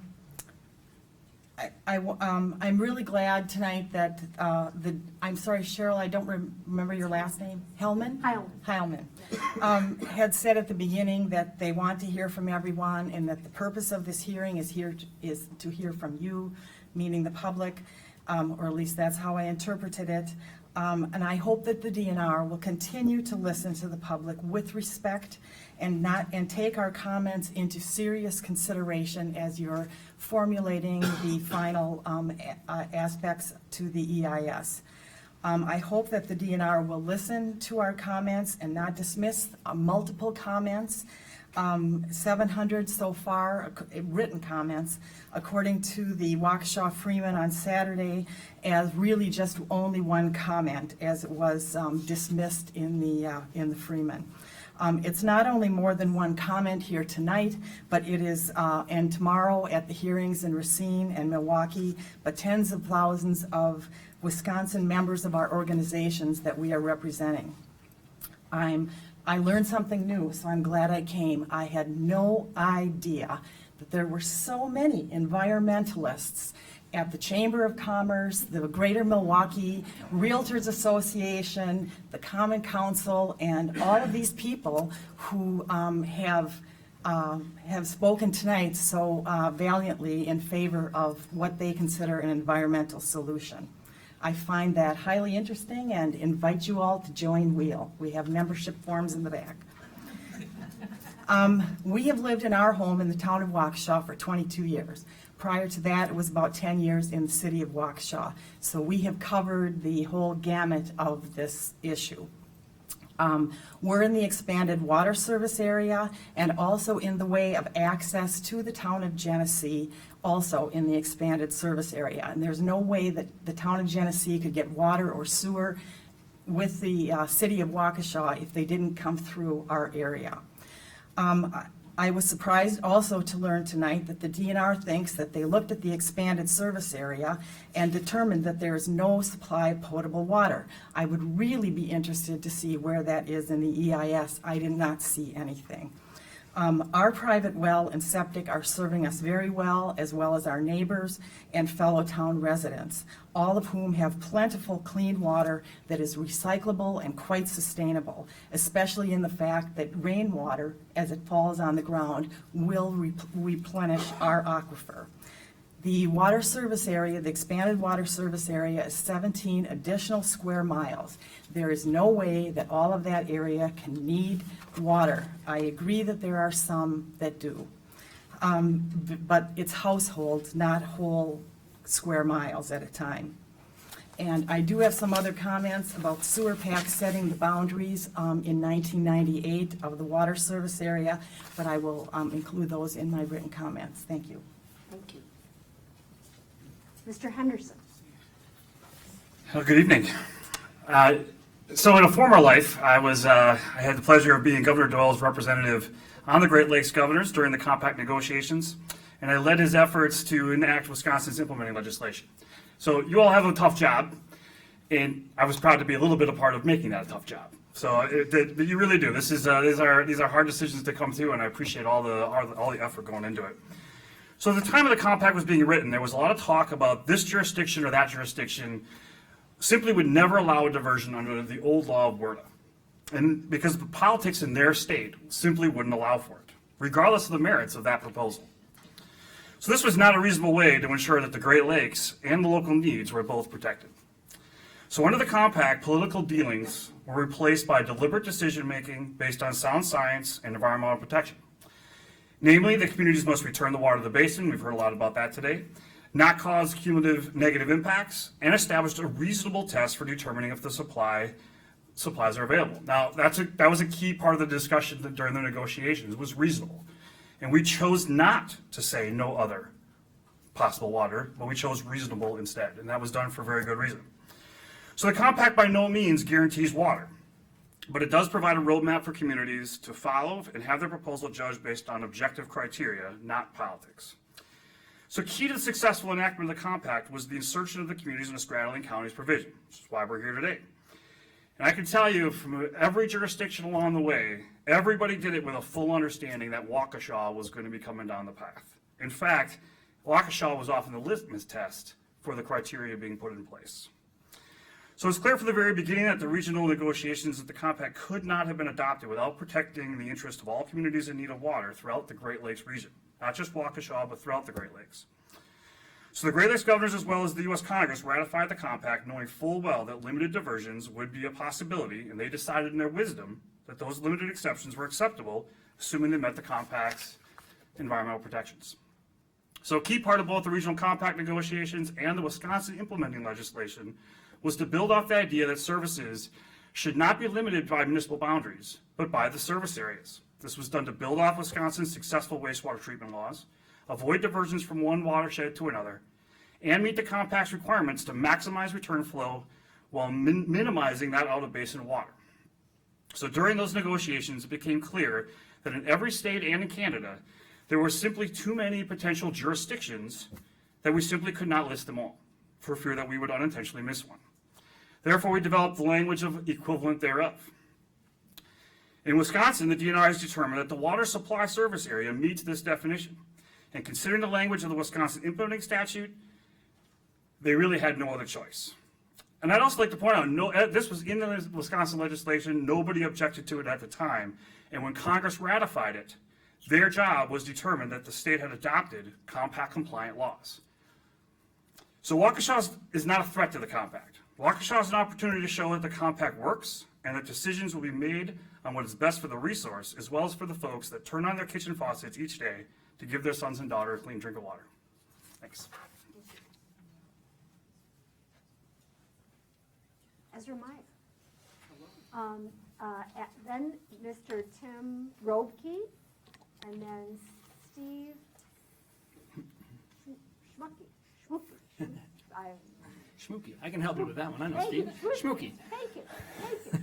I thought I was last, but I'm glad to know that there are still some more behind me. Well, we've got a few more to go. So. I'm Ezra Meyer. I'm with Clean Wisconsin out of Madison. I won't give an address because it's right out there on the web. You probably can track us down. Eric knows where I live. I want to clarify a few things. There's been so many points that Clean Wisconsin views in terms of the application here, in terms of the DNR's review of it, been stated already. I'm not going to reiterate those. We're part of the Compact Implementation Coalition and share the views that are expressed by that group tonight, and that will be coming in writing. It won't be as thick as your report, but it may be close, so keep an eye out for that. The coalition are not opponents to Waukesha, to diversions. This needs to be clarified because these words have been bandied about a bit in the press and a bit tonight, and I think it needs clarification. We're strong supporters of the Great Lakes Compact, is what we are. And science and the law drive how we look at this issue. Not politics, but science and the law. And our look at it through science and legal lenses has brought us to the conclusion that we've clearly shared in public and tonight as well, that Waukesha's application just doesn't pass muster. But I think that bore a clarifying tonight. Another point I want to clarify, clean, safe, healthy drinking water for residents is what we do. It's what we're about. So when folks suggest that somehow we're against that, I I can't sit idly by and let that happen. It's not true. It's what we do every day in our work. I'm a water policy specialist at Clean Wisconsin. If it's not water quantity, it's water quality that I'm fighting for in my every moment of my working life. So, and I'm not alone. All the folks in the coalition do just the same thing. I want to throw out another thought, an alternative vision to Mr. Boz's vision for how we could allow this case of Waukesha to showcase how the Milwaukee area could demonstrate global competitiveness around water. Water is dynamic. It changes all the time. There are new bits of information that we've submitted already to the department that are not included in Sewer PAC's 2006 Regional Water Supply Plan. They're not in the 2008 analysis that created the delineation of the water supply service area proposal for Waukesha, and they're not in the department's technical review or environmental impact statement. That information is new. It's changing all the time. It needs to be factored in the equation here. And if we factor that information in, if we look at technologies as they develop and as the water hub in Milwaukee is built to provide to the world, we may be able to find a vision for sustainable water management in southeastern Wisconsin, specifically in Waukesha, that showcases all of that expertise in engineering and technology and in adaptive water management that I think is probably a bit of a different alternative to how that could play out than what Mr. Braz offered, but another one worthy of consideration.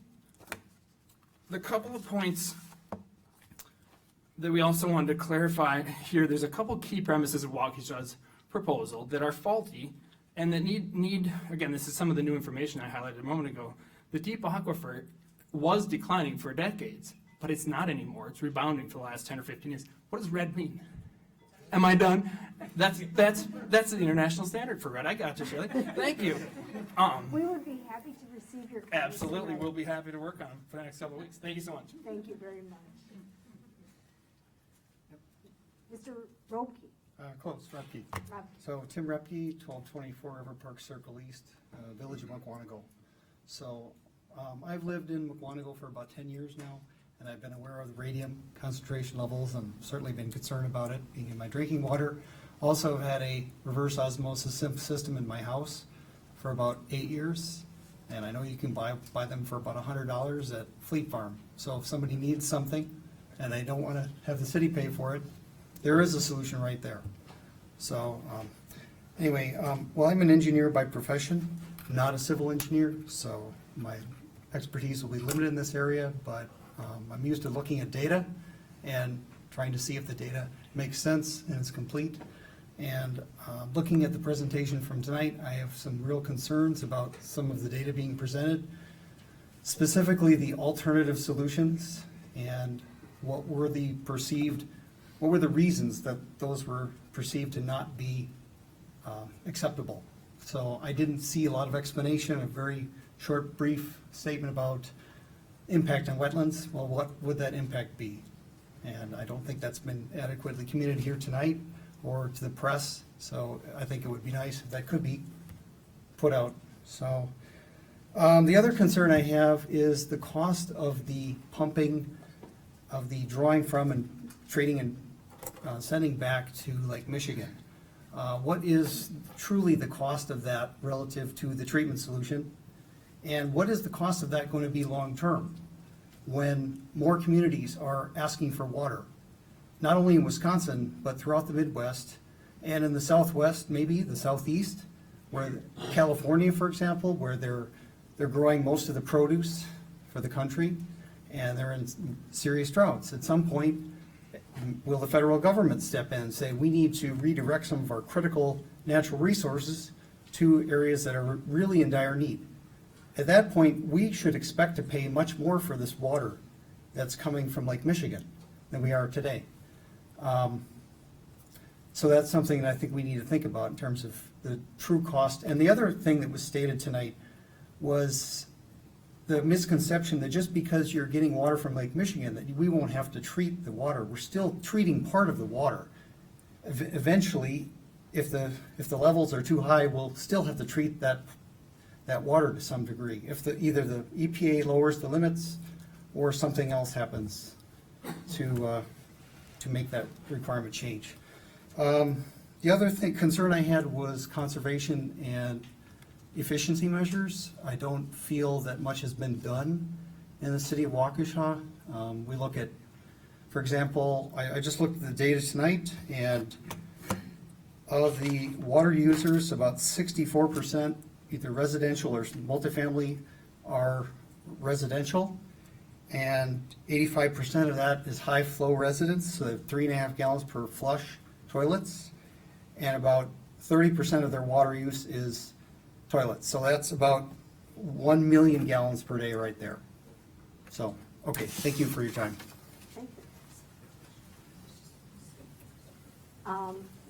Next, we have Steve, and I'm gonna now pronounce your name right. Schmucky. Schmucky. But then, Steve Popek, P-O-P-E-K, and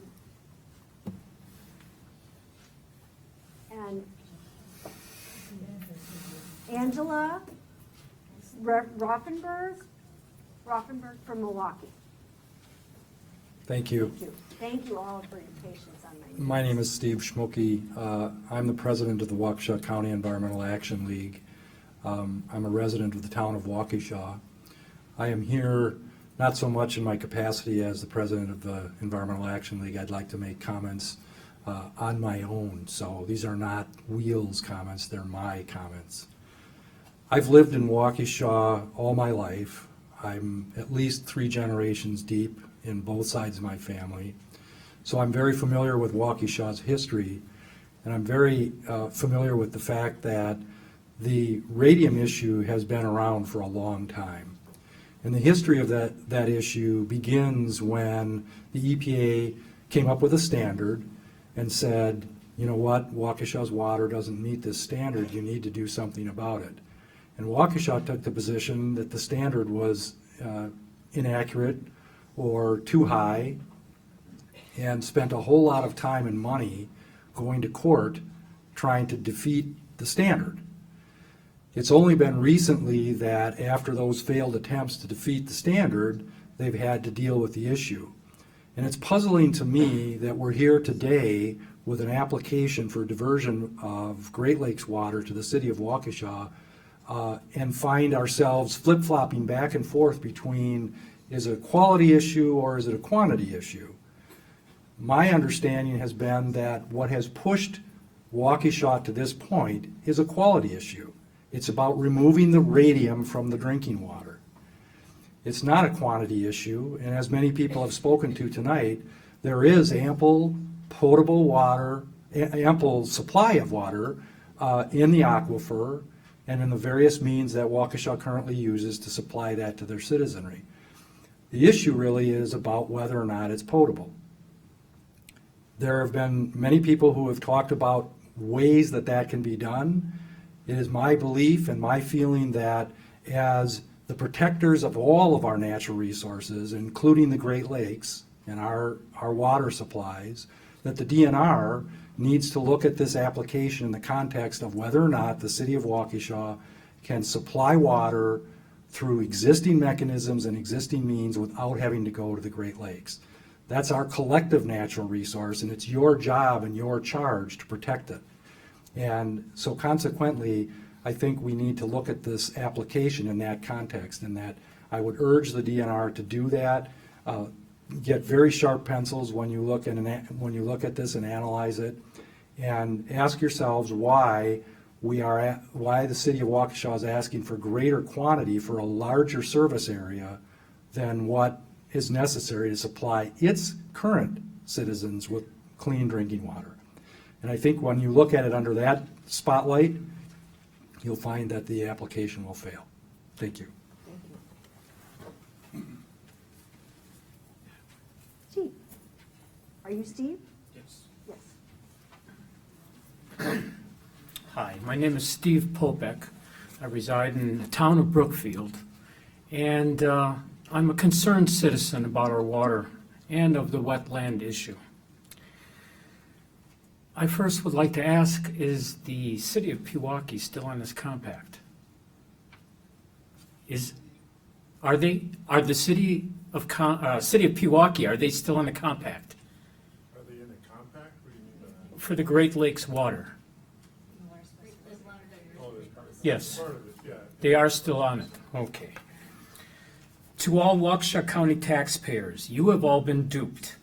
Back in July of 2014, Waukesha County supervisors voted against the extension of County SR 4 miles through one of the last large tracts of wetlands in our county, stating that the cost of $8.8 million and that the expense was too much for the taxpayers. This is not to mention that Supervisor David Swan had already spent $2.2 million on this project already for studies related. My question is, who allowed this kind of money to be spent when only 15 years ago, Barker Road was shot down because of the very same reasons? It's called wetlands. Then 3 months later, 20 of the 28 Waukesha supervisors voted in favor of this project. I would like to know what factors changed their minds. Explain to me how science and technology of our county tells us that we will not have enough water in our ground to maintain a population for our future, and yet would take the advice of the city of Pewaukee to run a road through the wetlands when they are on the Great Lakes Compact. We need an independent study of the wetlands in our county to see how it will affect our groundwaters for now and into our future. History has always taught us that we should learn from our mistakes. All Waukesha needs to do is look east to Milwaukee County. Through no fault of their own, they were developed without science and technology.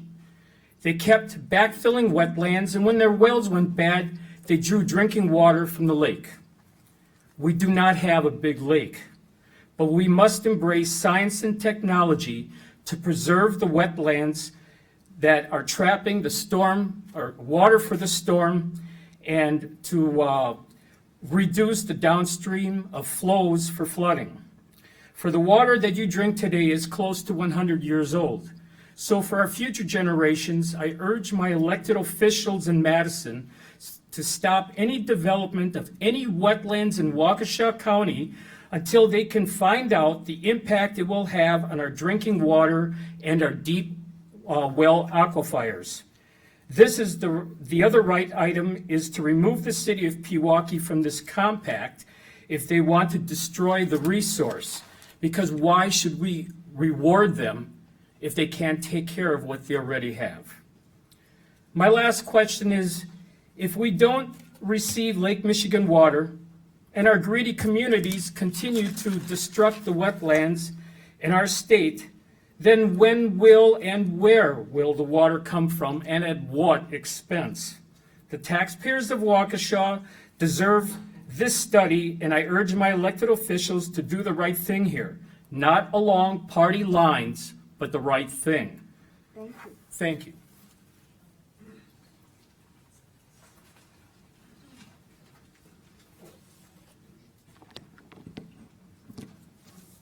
You ready? Ready. Okay. If you could just say your name and My address for address. the record. Mhm. Thank you. I'm Angela Reifenberg. I live at 2814 North 78th Street, Milwaukee. I think I'm going to speak on something that hasn't been touched on too much tonight, public participation. Clearly, this is a complex and emotional issue, and as such, the public should be given as many opportunities to learn and comment on the project as is reasonable, and unfortunately, this hasn't happened. The Waukesha Water Utility failed to comply with state law regarding open meetings when it met with city officials in 2007, 2008 to discuss the Lake Michigan diversion. Instead, they went into closed session and took actions behind closed doors. The reason for the closed session was cited as a discussion of a strategy relative to our long-term water options as well as radium compliance with legal counsel. I believe these items should be privy to the public. They are public health. Per state statute, closed-door meetings should be reserved for bargaining and competitive items or items personal in nature. At these early dates, what was it about long-term water strategy that the utility didn't want to share with the public? What part of these conversations could have been around pricing or bargaining? The water utility had yet to finalize where the water would be coming from, returning to, much less the cost of each trip. It seems the public was unnecessarily left out of these conversations. On May 1st, 2010, the initial diversion application was submitted by the utility. The DNR then spent years working with the utility to gather more information and develop a more complex application. In July of 2011, the public was invited to comment on the process. In December of 2011, the utility submitted a second application. In October 2013, it submitted a third application. After this third application, the public was again invited to comment. This would have been good, except the public had approximately 1 month to review the application and submit comments. It took the utility over 2 years to gather the supplemental material, and the public had 1 month to review it, and not even 1 month if you went to the early meeting. I realize this is in compliance with state code, but for a project of this scope and depth, more time seems appropriate. Now that the technical review, draft decision, and EIS have been released to the public, 2 months have been provided for comment. I appreciate that this is an extended time period, but I'm disappointed that only 1 meeting is being held in each of the 3 counties. And as a Milwaukee County resident, I can't even attend the one in my own community because it's being held during the day. I would have expected there to be more of an outreach for hearings and public comments. In explaining the extended comment period, the DNR states that this is a big project with lots of complexity. Well then, why not offer more than one meeting per county? So that's my comments. Thank you. Sandy Ham, is Sandy here? And then Shannon Majewski? Sandy. Good evening. My name is Sandy Ham. I'm a lifelong resident of Waukesha. My family owned the Waukesha Freeman for over 100 years, till my mother, along with her sister and brother, sold it in '79 to the Des Moines Register. Through my mother's family, my great-uncle was Art Carranz, and his son, Joseph Carranz, was my second cousin. Each in turn ran the Waukesha water utility. Joe served as the general manager from '58 to '85. For those of you who might remember, Joe was involved in this radium issue before his retirement, including a plan he put forth to take the city's effluent, clean it, put it back into the Fox River downstream, and build a lake to reuse the water. I'm deeply versed in this history. In our modern age, to answer with a no has become unfashionable.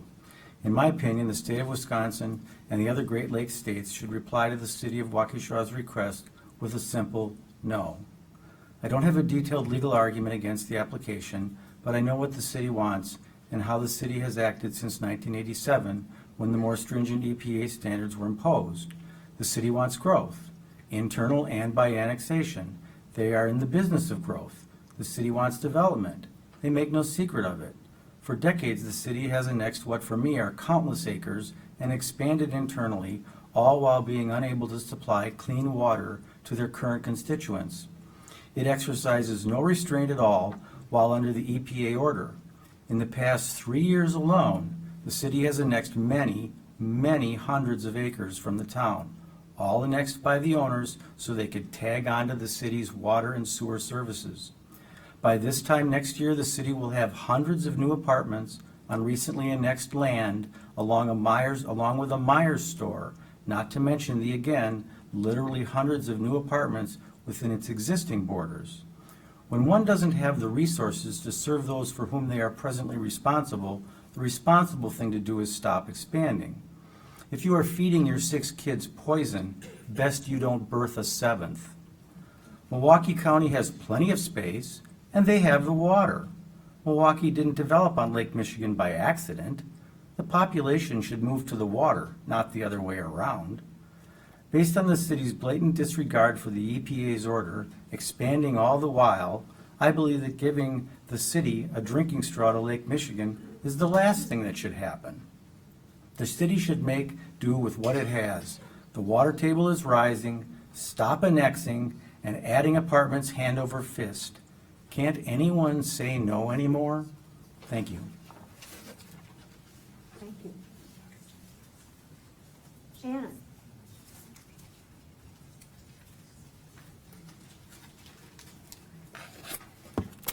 I'm Shannon Majewski. I live at 3216 Woodridge Lane in the city of Waukesha. I echo many of the environmental concerns, particularly what Sandy Hahn was just saying. It's really time to say no. I oppose the diversion of Great Lakes water to Waukesha because really conservation measures save the seasonal watering restrictions, which don't seem to be regularly enforced, haven't been put into place. It does seem that Waukesha has ample water and that there are solutions that can treat that water. And I really do think this is a dangerous and unsustainable precedent for the 8 other states and 2 Canadian provinces to follow, due to the fact that we do have a water supply here that we can treat. The other thing that was very concerning to me is the return flow plan that includes wastewater return to the Root River. As someone who values water as a precious resource, I think we really need to look at this for the future generations. I love Waukesha and I love water. I like safe drinking water, but it's also really valuable that we have safe ground and surface water. That's the end of my comments. Thanks. I'm going to just make one more call for the people who signed up but who didn't come when I called their name before. Michael Barra, Suzanne, S-C-H-A-L-I-G, she's gone. Ellen Genrich, Stephen MacArthur,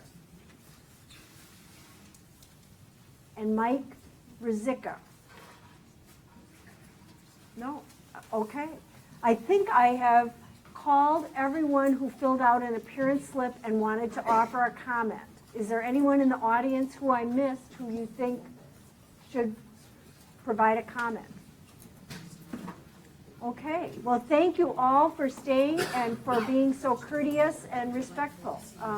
The hearing is now adjourned, but the record will remain open for comments through August 28th.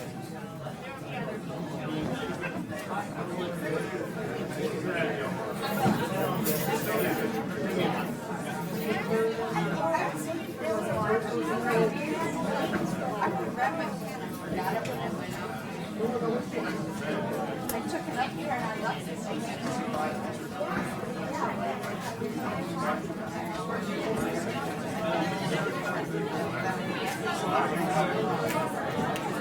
So is this the next one?